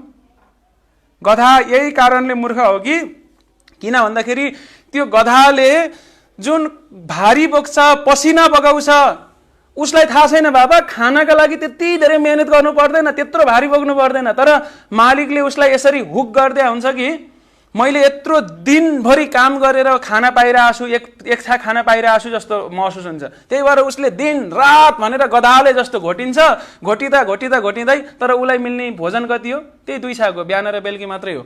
संसारमा मान्छेहरू गधा जस्तै बाँचिरहेको छैनौँ अहिले, पुरा गधाको जीवन भइरहेछ, बिहानदेखि बेलुकीसम्म, बेलुकीदेखि बिहानसम्म। अनि तर लास्टमा पाउनु के छ भन्दाखेरि खाली आएको खाली जाने नै हो। मान्छे चाहिँ संसारमा भगवानले हामीलाई चाहिने जति सबै दिएर पठाउनु भएको छ। Sufficient for man's need but not sufficient for man's greed. मान्छेको लोभलाई मात्र पूर्ति हुने कुरा केही छैन, तर आवश्यकता पूर्ति हुने हरेक कुरा दिनुभएको छ। हामी नर्मल एउटा रेगुलर सेड्युलमा रहेर अति नै लोभी नभइकन अगाडि बढ्यो भने नि जीवन बाँच्न सक्छौँ। तर गधाको जस्तो हामीलाई अज्ञानताले गर्दाखेरि के गरिरहेछौँ? जीवन त्यसै गरेर बिताइरहेछौँ र बिताउने क्रममा के हुन्छ? भगवानको बारेमा सोच्ने फुर्सदै हुँदैन, भगवानलाई मान्ने फुर्सदै हुँदैन, भगवत भक्ति गर्ने फुर्सदै हुँदैन। त्यही भएर भनिन्छ कि नमाम दुष्कृतिनो मूढा पर्पदन्ते नराधामा भनेको त्यही हो। मलाई मूढ व्यक्तिहरूले मान्दैनन्, किन? समय नै हुँदैन उनीहरूलाई। होइन, त्यो अलिकति अगाडिपट्टि गधाको अगाडिपट्टि यसो हरियो घाँस जुन मालिकले झुन्डाइदिन्छ लट्ठी बाँडेर, उसले सोध्छ कि म अलिकति 2 पाइला अगाडि गएँ भने त त्यो हरियो घाँस खान पाउँछु भनेर। तर जब ऊ 2 पाइला अगाडि जान्छ फेरि त्यो घाँस कहाँ जान्छ? अर्को 2 पाइला अगाडि सरिसकेका हुन्छ। हुँदा हुँदै यो प्रोसेस कहाँ गएर टुङ्गिन्छ? मृत्यु शैय्यामा, होइन? सन्डे हो मन्डे हो सब लोग खायो अन्डा, तब होगा ठन्डा जब यमराज मारेका दण्ड, अनि एक दिन सबै खत्तम हुन्छ। त्यही भएर यो मूढ प्रवृत्तिको व्यक्तिले मलाई चिन्दैनन् र मसँग आउँदैनन् भनेर भगवानले वर्णन गर्नुहुन्छ। अनि दोस्रो व्यक्ति जो चाहिँ नराधम, नर अधम, जो मनुष्य मध्ये अधम छ, जो चाहिँ मनुष्य चोला प्राप्त गरेर नि जसलाई धर्मका सिद्धान्तहरू थाहा छैन, होइन? जसले कुरा ठुला ठुला गर्छन् तर धर्मका आधारभूत सिद्धान्त थाहा छैन, त्यसलाई मनुष्य भन्दैन शास्त्रले। आहार निद्रा भयमैथुनां समन्ने एतत् पशुभिर नरानम धर्मो हितेशम अधिको विशेष धर्मेण हिन पशुवीर समान भनेर जो व्यक्तिलाई यो धर्मको सिद्धान्त थाहा छैन, जसले ग्रहण गर्दैन, त्यस्ता व्यक्तिहरूले नि भगवानलाई मान्दैनन् रे। तेस्रो भगवानले भन्नुभयो माया अपरहित ज्ञान भनेको जसको ज्ञान, जसको चित्तलाई मायाले अपहरण गर्नुभएको छ, जो मायाको बसमा छ, उसले चाहिँ के सोच्छ भन्दाखेरि, म हिजोको उदाहरण बताउँछु। म एकजना व्यक्तिसँग सामाजिक सञ्जालमा यसो कुरा गर्दै गएको, उनले कृष्णलाई भयभरका लान्छना लाउन सुरु गरे। कृष्ण भगवानै होइन, तिमीहरूले सामान्य मान्छेलाई भगवान मानेका छौ। त्यो कृष्ण कहीँ भगवान जसले 16,000 कति विवाह गर्ने, छोराछोरी जन्माउने, होइन, इन्द्रिय भोग गर्ने, ऊ पनि भगवान हुन सक्छ भनेर उनले कृष्णको पुरा विरोध गर्न लाग्यो। तैपनि उनले भने कि कृष्णलाई म मान्न चाहिँ मान्छु है, होइन, मान्न चाहिँ मान्छु, गीता चाहिँ कृष्णले नै बोले हुन्, मान्न चाहिँ मान्छु। कृष्ण चाहिँ केही एक्स्ट्रा अर्डिनरी काम गरेर मान्या हो, भगवान चाहिँ होइनन् क्या भनेर कृष्णलाई एउटा मायाको हिसाबले, मायाको प्रभावमा आएर सामान्य मान्छेको पोजिसनमा राखे। जब कृष्णलाई सामान्य मान्छेको पोजिसनमा राखिन्छ, अब हामी उहाँप्रति श्रद्धा गरेर अगाडि बढ्छौँ त बढ्दैनौँ नि त। त्यस्ता व्यक्तिलाई भन्छ माया अपरहित ज्ञान। र आजभोलि अझ धेरै मान्छेहरू छन् जसले यो गीतामाथि पनि टिप्पणी गर्छन्, होइन, कतिले त पुस्तकै लेखेका छन्, तर त्यो पुस्तकबाट कृष्णलाई हटाउँछन् अथवा कृष्णलाई सामान्य व्यक्ति भनेर राखिदिन्छन्। त्यस्ता व्यक्ति पनि भगवानलाई मान्न सक्दैनन् र भगवानको शरणमा आउन सक्दैनन् भन्ने यो कुरा स्वयं कृष्णले वर्णन गर्नुहुन्छ। र अन्तिम व्यक्ति को हुन्? जो चाहिँ भगवानको शरणमा आउँदैनन्। असुरम भाव आश्रित, जो व्यक्ति असुर छन्। असुर मतलब जसको उद्देश्य नै हुन्छ भगवानलाई मार्ने। जस्तो कि हामीले इतिहासमा असुर राक्षसहरू भनेर कसलाई भन्छौँ? पुतनालाई भन्छौँ, कंसलाई भन्छौँ, हिरण्यकशिपुलाई भन्छौँ, र रावणलाई भन्छौँ, दन्तवक्र आदि इत्यादि प्रवृत्तिलाई भन्छौँ। यिनीहरूको सबैको कमन कुरा के छ? उनीहरूको एउटै कमन कुरा के छ भन्दाखेरि उनीहरू भगवानका विरोधी छन्। पायो कि भगवानलाई मार्न खोजिहाल्छन्। पुतनाले के गरी? होइन, पुतनाले त्यत्री राक्षसी पुतना जब ऊ गोकुलमा प्रवेश गरी उसले चाहिँ सुन्दर युवतीको भूमिका के गरी धारण गरेर, शरीर धारण गरेर कृष्णसँग जान्छे। अनि कृष्णलाई गएर उसले के गर्छे? आफ्नो काखमा ल्याउँछे र स्तनभरि उसले के गरेकी थिए? विष दलेकी थिए। अनि त्यो विष कृष्णलाई खुवाएर मार्ने उसको इच्छा थियो। यसलाई भन्छ असुर, यसलाई भन्छ राक्षस। तर कृष्ण कस्तो महान हुनुहुन्छ भन्दाखेरि त्यस्ता असुरलाई नि कृपा गर्नुहुन्छ। अहो बकीयम स्तनकालकुटम जिगांसया अपि। यसमा मलाई यो पुरै आएन कि लेभे गति धात्री उचितम तत्वन्यम कम वा दयालुम शरणम वर्जेमा भनेर शास्त्रमा वर्णन छ कि कृष्ण कस्तो दयालु हुनुहुन्छ भनेपछि पुतना जसले स्तनमा कालकुट विष दलेर मार्न आएकी थिए भगवानलाई, उसलाई पनि कसको स्थान दिनुहुन्छ भन्दा धात्री आमाको स्थान दिनुहुन्छ।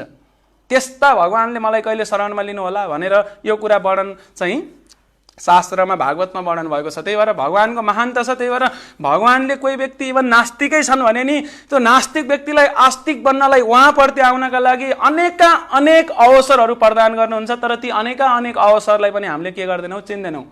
हुनसक्छ यो कोरोना भाइरस त्यो एउटा अवसर हो, तर कोरोना भाइरसलाई अब हामीले के भगवानप्रति नजिक जानलाई आधार बनाएका छौँ त?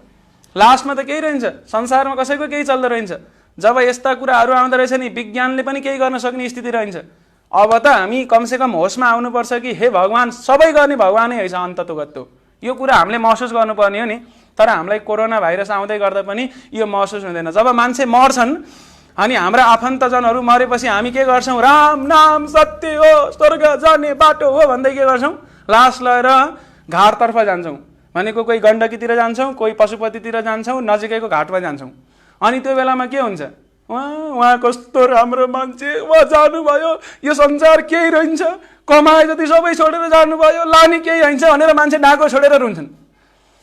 तर अचम्मको कुरा त्यहाँ पुग्दाको बित्तिकै के हुन्छ? फेरि मायाले कसरी कार्य गर्नु हुने? घाटमा पुगेपछि पुगिसकेका छैन कतिखेर यो मौन व्रतहरू मौन उहरू हुन्छ त्यो सबै अनि त्यस पछाडि त्यहाँ सबै नाम टिपेर अनि म फर्किहाल्न पाऊँ भनेर मान्छेले फेरि फर्कने हतार हुन्छ किन भन्दाखेरि उसलाई त्यहाँ जाँदाको बित्तिकै याद आउँछ कि व्यापारको ला पसल खोलेको छैन मैले त ला मैले यो गर्नु छ त्यो गर्नु छ कमाउनु छ धमाउनु छ अनि के भइदिन्छ अन्ततोगत्तो लास्टमा फेरि अब जाने बेला राम नाम सत्य जस्तो हुन्छ आउने बेला त राम नाम त झुट भइसक्यो फेरि होइन र आजभोलि संसारमा यस्तै छ त्यही भएर मैले भन्छु कि मान्छे मरे पछाडि एकछिन भए पनि मान्छेलाई अनुभूति हुन्छ राम नाम सत्य हो मरेपछि राम नाम सत्य हुन्छ भने बाँचुन्जेल झुट हुन्छ मान्छे अन्तमा गएर त राम नाम सत्य हो त भन्नै पर्दो रहेछ नि होइन र के जीवनभर बाँचुन्जेल त राम नाम झुट हो त फेरि त्यसो हो भने बाँचुन्जेल त झन् सत्य हो तर मान्छे चाहिँ यो यत्रो परम सत्यलाई महसुस गर्नका लागि मृत्यु कुर्ने यो एकदम नराम्रो बानी भयो क्या अनि हामीले भन्छौँ यो गीता छोएर म कसम खान्छु गीता छोए पछाडि सत्य बोल्छु भनेर के गर्छौँ सङ्कल्प गराउन लगाउँछन् आजभोलि नि तर समाजले हामीलाई के सिकाउँदैन गीता छोए सत्य बोल्ने प्रेरणा आउँछ भने पल्टाए पछाडि कति सत्य बुझिन्थ्यो होला तर हामीलाई चाहिँ यो गीता छुने पुस्तक हो पल्टाउने पुस्तक होइन भनेर भन्छन् क्या होइन यो चाहिँ अदालतमा छोएर कसम खाने पुस्तक हो तर पल्टाएर सत्य के छ भनेर बुझ्ने पुस्तक होइन भन्ने जस्तो मान्छेको धारणा छ तर भगवान श्रीकृष्ण त्यही भएर यो अनेक अवतार लिएर आउनुहुन्छ किन हामीलाई यो अवसर दिनका लागि जो नास्तिक व्यक्तिहरू छन् उनीहरूलाई आस्तिक बन्नका लागि र त्यही भएर यो संसारमा हेर्नुहोस् यस्ता कार्यहरू छन् यो संसारको बनावटको कुराहरू हेरौँ यो संसार यस्तो तरिकाले बनेको छ कि यहाँ चाहिँ भगवानलाई मान्दिन भनौँ भने दिमाग खराब हुन्छ क्या धेरैले भन्छन् विज्ञानको तर्क दिएर भन्छन् कि सबै कुरा बिग ब्याङ महाविस्फोटबाट सुरु भएको सबै बाइचान्स सिर्जना भएको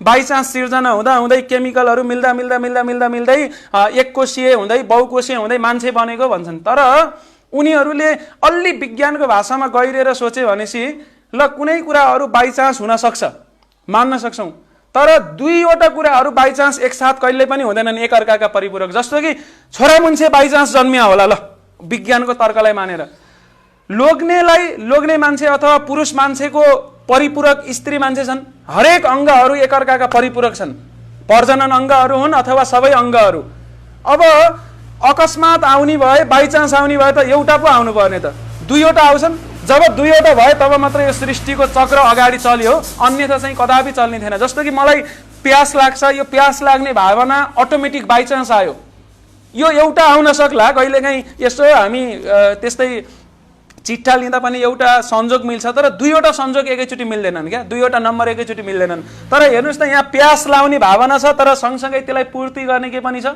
पानी पनि छ यहाँ चाहिँ आँखा यो संसार देख्ने उज्यालो यो दृष्टि छ र आँखा पनि त छ नि दुईवटा कुरा कसलाई यो कुरा थाहा थियो कि यो दुईवटै कुरा बनाउनु पर्छ भनेर सँगसँगै बनाउनु भएको छ त्यही भएर हामी आजभोलि विज्ञान कस्तो भयो भन्दाखेरि जब यो खोजी नीति गर्ने बेलामा कुनै एकदम चिटिक्क मिलेको तीन चोसा मिलेको ढुङ्गा देख्छ अनि त्यो तीन चोसा ढुङ्गा देखेपछि विज्ञानले भन्छ कि यो चाहिँ ढुङ्गे युगका मान्छेको हतियार हो यो यत्तिकै त आउन सक्दैन यस्तो मिलेको धारिलो मिलेको यस्तो राम्रो ढुङ्गा त यो ढुङ्गे युगका मान्छेले बनाएको हुनुपर्छ भन्छन् ए बाबा त्यत्रो ढुङ्गा आफै आउन सक्दैन हाम्रो यत्रो कम्प्लिकेटेड जुन शरीर छ एउटा कोषभित्र सेलभित्र चाहिँ विचित्रको संसार छ हाम्रो एउटा कोषमा चाहिँ अनेक कम्प्युटरहरू जडान भएको जस्तो कम्प्लेक्स गतिविधिहरू छ यो चाहिँ फेरि अटोमेटिक आउँछ एउटा चड्किनी परेको भरमा लाइटनिङ भएको भरमा आउँदैन नि त्यही भएर यो संसारमा हेर्नुहोस्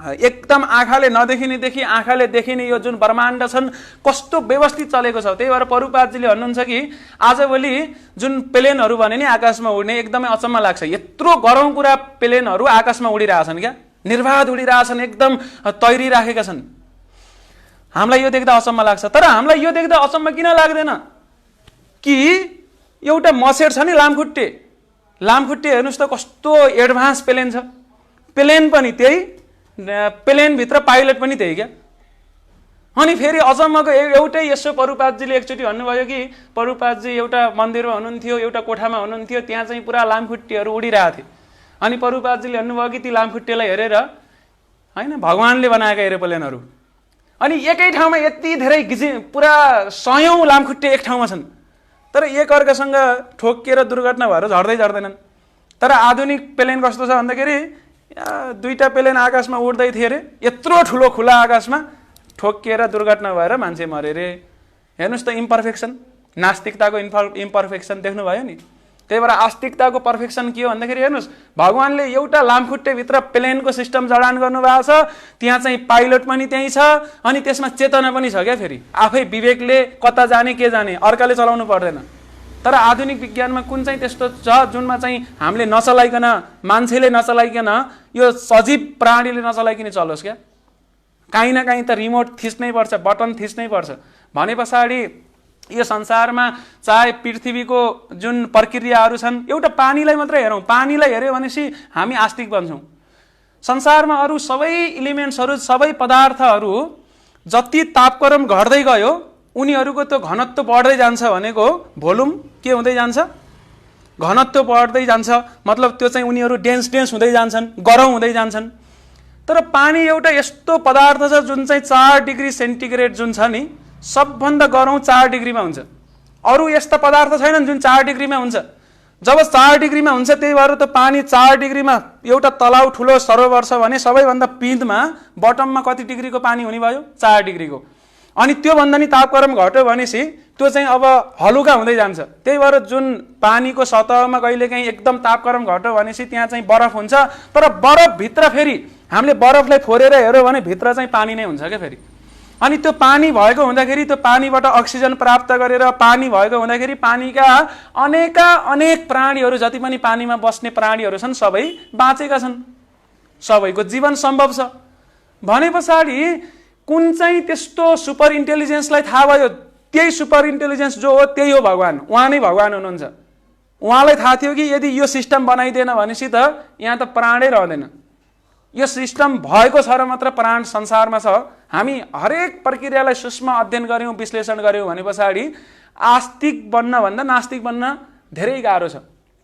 हामी चाहिँ विज्ञानलाई नै आधार बनाएर सोच्दै जाने हो भने पछाडि एक दिन चाहिँ हामी यही कन्क्लुजनमा पुग्छौँ कि होइन, यहाँ कसै न कसैको हात छ। एउटा सानो प्लेन बनाउनलाई हात छ, एउटा मोनालिसाको ले जुन तस्बिर छ त्यो बनाउनलाई लियोनार्दो दा भिन्ची चाहिन्छ भनेपछि यत्रो संसार सृष्टि गर्नलाई चाहिँदैन भनेर जुन हामीले तर्क पेश गरेका छौँ त्यो आफैमा हास्यास्पद हुन्छ। त्यही भएर मैले अगाडि नै प्रवचनको सुरुवातमै भने कि होइन, यो जुन 2019मा यो टेम्पल्टन प्राइज विजेता वैज्ञानिक मार्सेलो गेलेसरले भने उनले भने कि the absence of the evidence is not the evidence of absence. भनेको भगवान हुनुहुन्न भनेर प्रमाण देखिएन, हुनुहुन्छ भनेर प्रमाण भेटिएन भन्दैमा भगवान हुनुहुन्न भन्न मिल्दैन भनेको हो क्या। जस्तो कि एकपटक प्रभुपादजीसँग कोही व्यक्ति गएर के गरे, च्यालेन्ज गरे, गुरुजी तपाईँहरूले यत्रो जीवनभरि भक्ति गर्नुभयो, एक दिन चाहिँ तपाईँलाई थाहा भयो कि मरे पछाडि नर्क सर्क केही छैन, स्वर्ग नर्क केही छैन, अनि के हो, हजुरले के गर्नुहुन्छ त्यो बेलामा? प्रभुपादजीले उत्तर दिनुभयो। उत्तर के दिनुभयो भन्दाखेरि, ठिकै छ मिस्टर रिपोर्टर, अथवा त्यो व्यक्तिलाई इङ्कित गरेर भन्नुहुन्छ, हामी त्यो बेलामा पनि खुसी भएर फेरि यही जुनी, अर्को जुनी फेरि यस्तै प्राप्ति होस् भनेर मर्न सक्छौँ। किन? बाँचुन्जेल आनन्दपूर्वक बाँचेका छौँ। तर मिस्टर रिपोर्टर, तिमीलाई थाहा भयो कि जीवनभर तिमी नास्तिकतावादमा अगाडि बढेर गयौ, अनि लास्टमा सास फेर्ने बेलामा, अन्तिम सास फेर्ने बेलामा थाहा भयो कि ए नर्क छ, स्वर्ग छ, अब के गर्छौ? त्यही भएर मान्छेले भन्छन् कि नर्क स्वर्ग हुन्छ, मैले देखेकै छैन, हुँदैन। किन छैन? मान्छेले नर्क छैन, स्वर्ग छैन भनेर किन भन्छन्? कोही मान्छे गएर देखेर आएकै छैन, त्यही भएर नर्क छैन, स्वर्ग छैन भन्छन्। ए बाबा, देखेर आएको छैन भनेपछि त अब नर्क स्वर्ग छैन भन्न मिल्दैन नि त। ए म गएर देखेँ त्यहाँ नर्क भन्ने नै रहन्छ, त्यही भएर नर्क छैन भनेर भनेको होइन नि त। मान्छे छैन भन्नेवाला पनि गएको छैनन्, छ भन्नेवाला नि गएको छैनन् भनेपछि त जति तर्क हामीले छ भनेर गर्न सक्छौँ, छैन भनेर नि त्यति नै गर्न सक्छौँ, छैन भनेर जति तर्क गर्न सक्छौँ, छ भनेर नि त्यति नै गर्न सक्छौँ, यो तर्कको आधारमा। तर हामी तर्कभन्दा माथि उठेर शब्द प्रमाण शास्त्रमा गएर हेर्ने भनेपछि चाहिँ शास्त्र प्रमाणबाट थाहा पाउँछौँ कि नर्क पनि छ, स्वर्ग पनि छ, भगवान पनि हुनुहुन्छ, अस्तित्व छ, र यो सबै कुराहरू जे पनि छ यो केवल यो भरम होइन, यो गलत होइन, यो झुट होइन। हामी चाहिँ त्यही भएर आजको यो प्रसङ्गबाट विदुरजीले के भन्दै हुनुहुन्छ भन्दाखेरि, मलाई भगवानको बारेमा जान्ने इच्छा छ, अथवा नास्तिक मान्छेहरूको के छ कमजोरीहरू, तिनीहरूको बारेमा मलाई सुनाउनुहोस्। अनि क्रस ब्रिडिङको पनि वर्णन गर्दै हुनुहुन्छ, वर्णशङ्कर होइन। आजभोलि चाहिँ क्रस ब्रिडिङको सिस्टम खुब चलिरहेछ। जस्तै कि दुईवटा प्राणीलाई एउटै प्रजातिका प्राणीहरूलाई लिने अनि तिनीहरूको के गर्ने, तिनीहरूको जुन सिड छ भनौँ न, उनीहरूको जुन बीज छ त्यसलाई मिक्स गरेर अनि अर्को प्राणी पैदा गर्ने, यस्ता प्रक्रियाहरूको बारेमा नि वर्णन गर्नुहोस् भन्नुहुन्छ। र भागवतमा पछाडि होइन यो शुक्राचार्यका छोरीको प्रसङ्गहरू आउँछ यसको उदाहरण स्वरूप। अनि त्यसै गरेर यहाँ चाहिँ अर्को पनि वर्णन छ कि प्रकृतिकामा चाहिँ कर्मको नियम, जुन कर्मको नियम छ, अद्भुत कर्मको नियम छ, यसको बारेमा नि वर्णन गर्नुहोस् भन्नुहुन्छ। जस्तो कि यो जुन भगवानकै सन्दर्भमा हामी एउटा प्रसङ्ग जोडेर हेर्न सक्छौँ कि एकपटकको घटना हो। एउटा देशमा एकजना राजा थिए, नास्तिक राजा थिए, र ती नास्तिक राजाले भगवानलाई मान्ने थिएनन्। अनि त्यो देशमा एउटा मन्त्री पनि थिए जसलाई भगवानप्रति विश्वास थियो। एकपटक के भयो भन्दाखेरि ती मन्त्रीलाई राजाले भन्छन् कि भगवान छ भनी मलाई अगाडि लिएर देखाई। अनि त्यसपछि मन्त्री त बिचरा अब कसरी देखाउने क्या भगवान हुनुहुन्छ भनेर, आस्थाले मानेका थिए नि त उनले। अनि राजाले उनलाई चाहिँ समय दिन्छन्, अबको यति दिनभित्रमा तैँले भगवानलाई देखाएनस् भने म तँलाई मारिदिन्छु, तँलाई मृत्युदण्ड दिन्छु। खुब भगवान भगवान भन्छस् त तैँले। अनि त्यस पछाडि हुन्छ महाराज, म यति दिनमा चाहिँ भगवानलाई लिएर देखाउँछु भनेपछि त अब कसरी देखाउने, भगवानलाई ट्याप्पा टिपेर लिएर देखाउने कुरा त होइन। घरमा जान्छन् अनि घरमा गएर एकदम चिन्तित हुन्छन्, टाउको समाएर बस्छन्। टाउको समाएर बस्दा बस्दै एक दिन चाहिँ उनकी छोरीले बुवालाई देख्छिन् निकै दुखी हुनुहुन्छ बुवा। अनि बुवालाई सोध्छिन् बुवा किन दुखी हुनुहुन्छ भनेर भनेको हो। अब पहिला सुरुमा त भन्नु भएन, उहाँले केही बताउन खोज्नु भएन, तर अन्तमा भन्नुभयो राजाले चाहिँ मलाई भगवान लिएर देखाऊ भनेर आदेश दिएका छन्, यदि देखाउन सकेन भने मेरो मृत्युदण्ड हुन्छ छोरी भनेर भनेपछि छोरी हाँसिन्। यस्तो सानो कुराका लागि यत्रो ठुलो तनाव लिनुभएको हजुरले? बाबा यत्रो तनाव भएको कुरा छ, छोरीले भन्छन् यति सानो कुरा। अनि त्यसपछि मन्त्रीले चाहिँ छोरीलाई यो ठुलो कुरा हो छोरी, यो सानो कुरा होइन भनेपछि होइन बुवा यो काम मैले गरिदिन सक्छु, हजुरले चिन्तै नगर्नुहोस्, कुन दिन जानुपर्ने मलाई लैजानुहोस्, मैले देखाइदिन्छु भगवान, ढुक्क हुनुहोस्। अब अर्को उपाय पनि थिएन, उनले ल हुन्छ भने एक दिन चाहिँ त्यो दिन आयो, राजाको दरबारमा सबैजना गए, ती मन्त्री पनि गए। मन्त्रीलाई चाहिँ राजाले भन्छन् ल तेरो भगवान देखाइ। अनि त्यस पछाडि अब मन्त्रीले त देखाउने कुरा छैन, छोरी अगाडि सर्छिन् मन्त्रीकी र भन्छन् कि मैले देखाउँछु महाराज, मेरो बुवाले होइन मैले देखाइदिन सक्छु भगवान। अनि त्यस पछाडि हो भन्दाखेरि हो हजुर गद्दीबाट तल आउनुहोस्, हेर्न चाहनुहुन्छ भने तल आउनुहोस्, किन उसलाई त भगवान यसले देखाउन सक्दिने भन्ने थियो नि त, त्यही भएर उनले खुरुखुरु मान्छन्, गद्दीबाट तल आउँछन्। अनि त्यस पछाडि त्यो केटी चाहिँ म देखाउने हो, सबैले देखाउने ठाउँमा गएर बस्छिन् उनी, अनि माथि गद्दीमा गएर बस्छिन् उनी, अनि माग्छिन् अलिकति मलाई दुध दिनुहोस्। अनि त्यसपछि दुध पनि माग्छिन्, सबैले दुध दिन्छन्, ल्याइदिएर दिन्छन्। अनि उनले चाहिँ यसो औँलाले के गर्न सुरु गर्छिन्, चलाउन सुरु गर्छिन् क्या यसो गरेर। अनि पख्नुहोस् म तपाईँलाई भगवान देखाइदिन्छु है। अचम्मको एक्सपेरिमेन्ट गर्दैछिन् ती नानीले। अनि यसो चलाएको देखे पछाडि भगवान त्यसरी देखिन्छ त? गाह्रो छ नि, देखिनु हुँदैन त्यसरी। चलाउँछिन्, घोल्छिन्। अनि त्यसपछि के गर्या नानी भन्दाखेरि म भगवान देखाउन लागेको हो क्या हजुरलाई। अनि प्रतीक्षा गर्छन्, 1 घन्टा हुन्छ, केही पनि हुँदैन, भगवान आउनुहुन्न।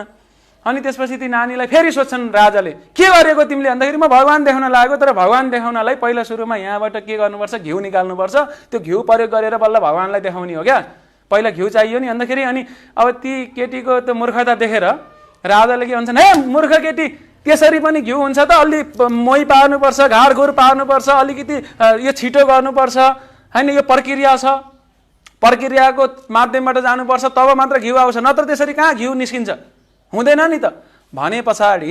अनि ती नानीले भन्छन् भगवान त हुनुहुन्छ त, फेरि भगवानलाई त त्यसै गरेर वात्तै भन्या भरमा निकाल्न मिल्दो रहेछ त हजुरको हिसाबले, घिउ पनि त निस्किनुपर्छ नि मेरो तरिकाले, हजुरको तरिकाले ल अगाडि खडा गर भन्दाखेरि भगवान खडा हुनुहुन्छ, भनेपछि मेरो तरिकाले नि ल घिउ निस्कि यसरी भनेर भनेको छु, अहिलेसम्म ननिस्केर पो तनाव बास भन्छन् उनी। त्यसपछि उनले राजाले बुझिहाले ए भगवानलाई जान्ने प्रक्रिया जानु पर्दो रहेछ भनेर, ल भगवान हुनुहुन्छ भनेर माने केटी, भगवानले के गर्दै हुनुहुन्छ त त्यसो भने, ल भन तिमीलाई भगवानको बारेमा खुब थाहा रहेछ भनेपछि देख्नु भएन के गर्नुहुन्छ भनेर। अघिसम्म तपाईँ गद्दिया हुनुहुन्थ्यो, गद्दिया भएकालाई तल झारिदिनु भयो, तल एउटा सामान्य मान्छेलाई चाहिँ फेरि गद्दिया लिएर राख्नु भएको छ। प्रकृतिका नियमको कर्मको नियमको माध्यमबाट कहिले तल कहिले माथि 84 लाख घुमाइदिइरहनु भएको छ। यो सबै भगवानले त गरिरहनु भएको छ नि। भगवान जुन दिनको हुनु हुँदैन त्यो दिन चाहिँ यो चक्र चल्ने थिएन। आजको प्रसङ्गमा यो कुरालाई पनि विदुरजीले जोड्नुहुन्छ कि कसरी प्रकृतिमा कर्मले काम गरेको छ, जुन हामीले कर्म गर्छौँ त्यो कर्मको प्रतिफल मिल्छ, ढिला चाँडोको कुरा हो, तर प्रतिफल 1 मिल्छ, 2 मिल्छ, 3 मिल्छ। हामी चाहिँ कुनै कर्म गर्यो भनेपछि विज्ञानको भाषामा के भन्छ, for every action there is equal and opposite reaction, होइन? कर्म गर्यो भनेपछि त्यसको प्रतिफल आउँछ। जस्तो कि धृतराष्ट्र महाराजले 50 जन्म अगाडि, महाभारत हुनुभन्दा 50 जन्म अगाडि के गर्नुभएको थियो, उहाँ चाहिँ एउटा सिकारी हुनुहुन्थ्यो, एउटा चराका बच्चाहरूलाई, होइन, 100वटा बच्चाहरू त्यहाँ गुणमा थिए, साना बच्चाहरू, बुवा आमा चाहिँ चारो खोज्नलाई निस्केको बेला के गर्नुहुन्छ, गएर ती 100वटा बच्चालाई मारिदिनुहुन्छ। अनि त्यस पछाडि उहाँले कर्म गर्नुभयो। अब त्यो कर्म गरेको परिणाम स्वरूप 50 जन्म पछाडि उहाँका कतिवटा सन्तानहरू मरे, 100वटा सन्तान मरे। जब धृतराष्ट्र महाराजले कृष्णसँग गएर कम्प्लेन गर्नुहुन्छ, हे केशव मेरा 100वटा सन्तानहरूको किन मृत्यु भयो भन्दाखेरि केशवले भन्नुहुन्छ, महाराज तपाईँले मार्नुभएको, अरू कसैले मारे होइनन्, भगवानले भन्नुहुन्छ मैले मारे। त तपाईँले 50 जन्म अगाडि चराका बच्चालाई मार्नु भएको थियो, त्यसैको प्रतिक्रिया स्वरूप आज तपाईँका 100वटा बच्चाहरू मरे। अनि धृतराष्ट्र महाराजले सोध्नुहुन्छ 50 जन्म अगाडि गरेको पाप 50 जन्म पछाडि फलीभूत हुन्छ भन्दाखेरि कसरी यत्रो 50 जन्म कुर्नु पर्यो भन्दाखेरि भगवानले भन्नुहुन्छ कि 50 जन्म अगाडि तिमीले 100वटा बच्चालाई मारेका थियौ, त्यही भएर तिम्रो 100वटा बच्चा मरे कर्मको नियम अनुसार। र 100वटा बच्चा पाउनका लागि त पुण्य नि त गर्नु पर्यो, पापको फल पो अहिले भोग्यौ त। अनि यत्रा बच्चा पाउनका लागि पुण्य पनि गर्नु पर्यो। यत्रो 50 जन्मसम्म तिमीले पुण्य गर्यौ, 100वटा बच्चा पाउने पुण्य भए पछाडि तिमीलाई 100वटा बच्चा मिले, पुण्यको फल पनि मिल्यो, पापको फल पनि मिल्यो। र यसरी जब यो कुरा बताउनुहुन्छ कि यो प्रसङ्गबाट नि हामीले बुझ्न सक्छौँ कर्मको नियम यसै गरेर लागू हुन्छ। हामीले कसैलाई ठग्छौँ भने त्यो हामी पनि एक दिन ठगिनुपर्छ, यति हो कि समय कति लाग्छ भन्ने कुरा मात्रै हो, ढिला चाँडोको कुरा हो, तर अवश्य पनि हामी पनि एक दिन के हुन्छौँ, ठगिन्छौँ। एकपटक एउटा ट्रेनमा एकजना व्यक्ति ठग व्यक्ति यात्रा गर्दै रहेछ, अनि उसले चाहिँ त्यो यात्रा गर्ने क्रममा ट्रेनको स्टेसनमा नजिकै बसेको व्यक्तिलाई जतिखेर नि प्रश्न सोध्दो रहेछ, ए दाइ अब कति मिनटमा यो ट्रेन रोक्छ, स्टेसन नेक्स्ट स्टेसन आउन कति मिनट छ, आधी घन्टा छ भन्छ उसले छेउकाले। अनि त्यसपछि 25 मिनटपछि फेरि सोध्छ कति मिनट छ, अझ 25 मिनट हुँदा हुँदै चाहिँ उसले 100 चोटि सोधिसक्यो होला, अब कति मिनट छ, अब 5 मिनट, अब कति मिनट, 4 मिनट, 3 मिनट। अनि त्यसपछि त्यो स्टेसन पनि आयो, ट्रेन पनि रोकियो क्या त्यहाँ। अनि त्यसपछि ट्रेन रोकिए पछाडि फेरि सोध्छ अब कतिन्जेल रोक्छ यहाँ, अन्त 5 मिनट रोक्छ भन्छ छेउकोले। छेउको मान्छेलाई के लागेको थियो भने यसलाई अर्जेन्ट छ, यो ट्रेन रोक्दाको बित्तिकै यसलाई कुनै अर्जेन्ट काम गर्नु छ होला भनेर सोचेको। त्यसो भनेपछि त उता आनन्दसँग बस्छ क्या, 5 मिनटसम्म अब पुरा निदाउन सुरु गर्छ, अडेस लाएर बस्छ। मूर्ख मान्छे यत्रो आधी घन्टादेखि 100 पटक सोधियो कति मिनटपछि रोक्छ भनेर रोके पछाडि त मजाले सुत्दिन्छ। अनि त्यस पछाडि फेरि उठ्छ, अब कति मिनटमा हिँड्छ दाइ भन्दाखेरि अब 1 मिनटमा हिँड्छ। छेउकोले त चर्केर भन्ने नि, त्योभन्दा बित्तिकै ऊ टाप कसेर जान्छ, ट्रेनको स्टेसनमा बाहिर निस्कन्छ।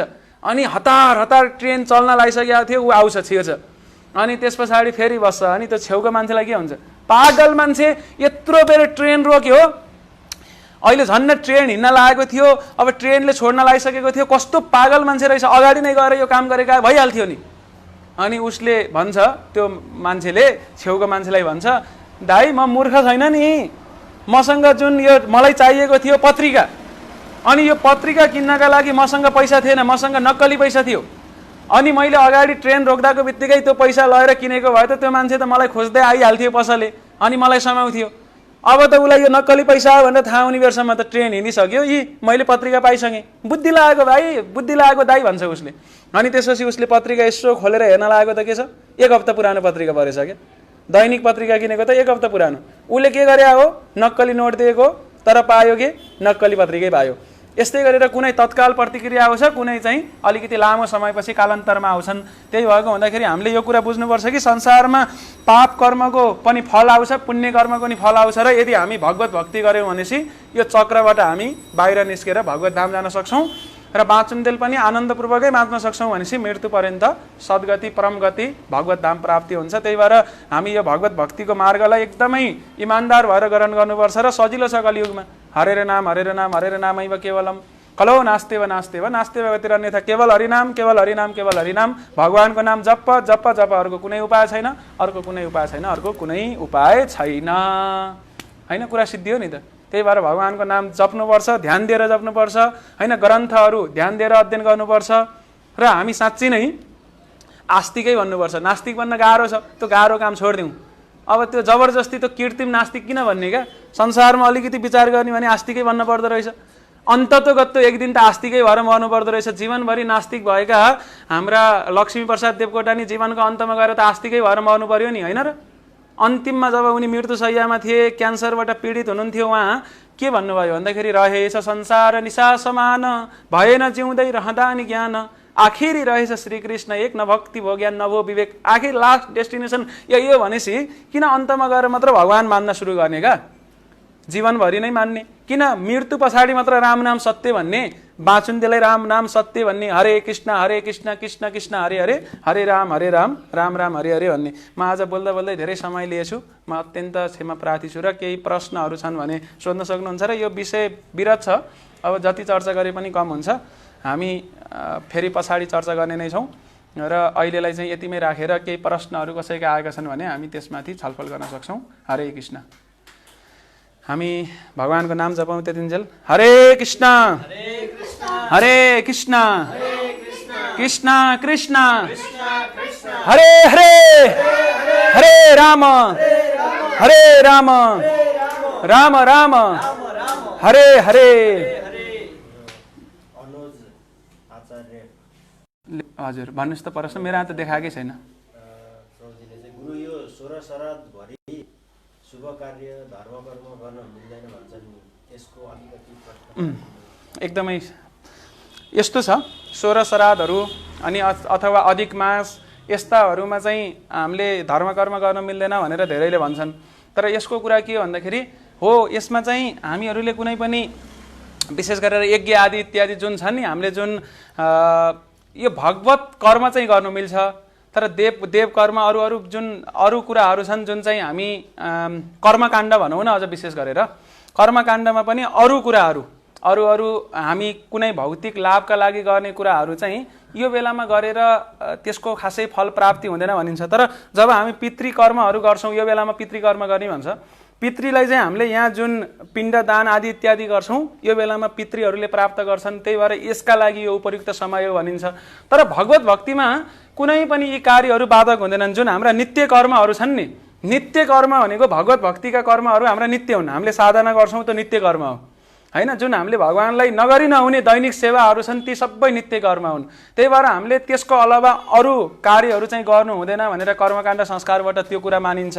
तर भगवत भक्तिलाई यसले असर गर्दैन। भगवत भक्ति चाहिँ जस्तो कि अधिक मासमा हामीले कुनै देव पूजा आदि इत्यादि गर्नु हुँदैन भनेर भनेको पाउँछौँ। तर अधिक मासमा भगवत कार्य गर्यो भने अझ बढी फल मिल्छ। त्यही भएको हुँदाखेरि हामी जब माला जप गर्छौँ अथवा यस्ता भक्तिमय कार्यहरू गर्छौँ, यसलाई ती कुराहरूले कुनैले नै असर गर्दैनन्। र यो 16 श्राद्धमा त अझ हामी बढी भगवत नाम जप गऱ्यौँ भनेपछि हाम्रा पितृको अझ छिटो उद्धार हुन्छ। शास्त्रमा यो कुरालाई बार बार पुष्टि गरिएको छ कि भगवत नाम जप्नका लागि कुनै पनि कार्यले अवरोध गर्दैन। तर हामीले कुनै प्रतिफल पाउने कार्यहरू गर्न चाहन्छौँ भनेपछि यो बेलामा फल नमिल्ने भएको हुँदाखेरि ती कुराहरूलाई चाहिँ अलिकति वर्जित गरिन्छ अथवा कर्मकाण्डको हिसाबले।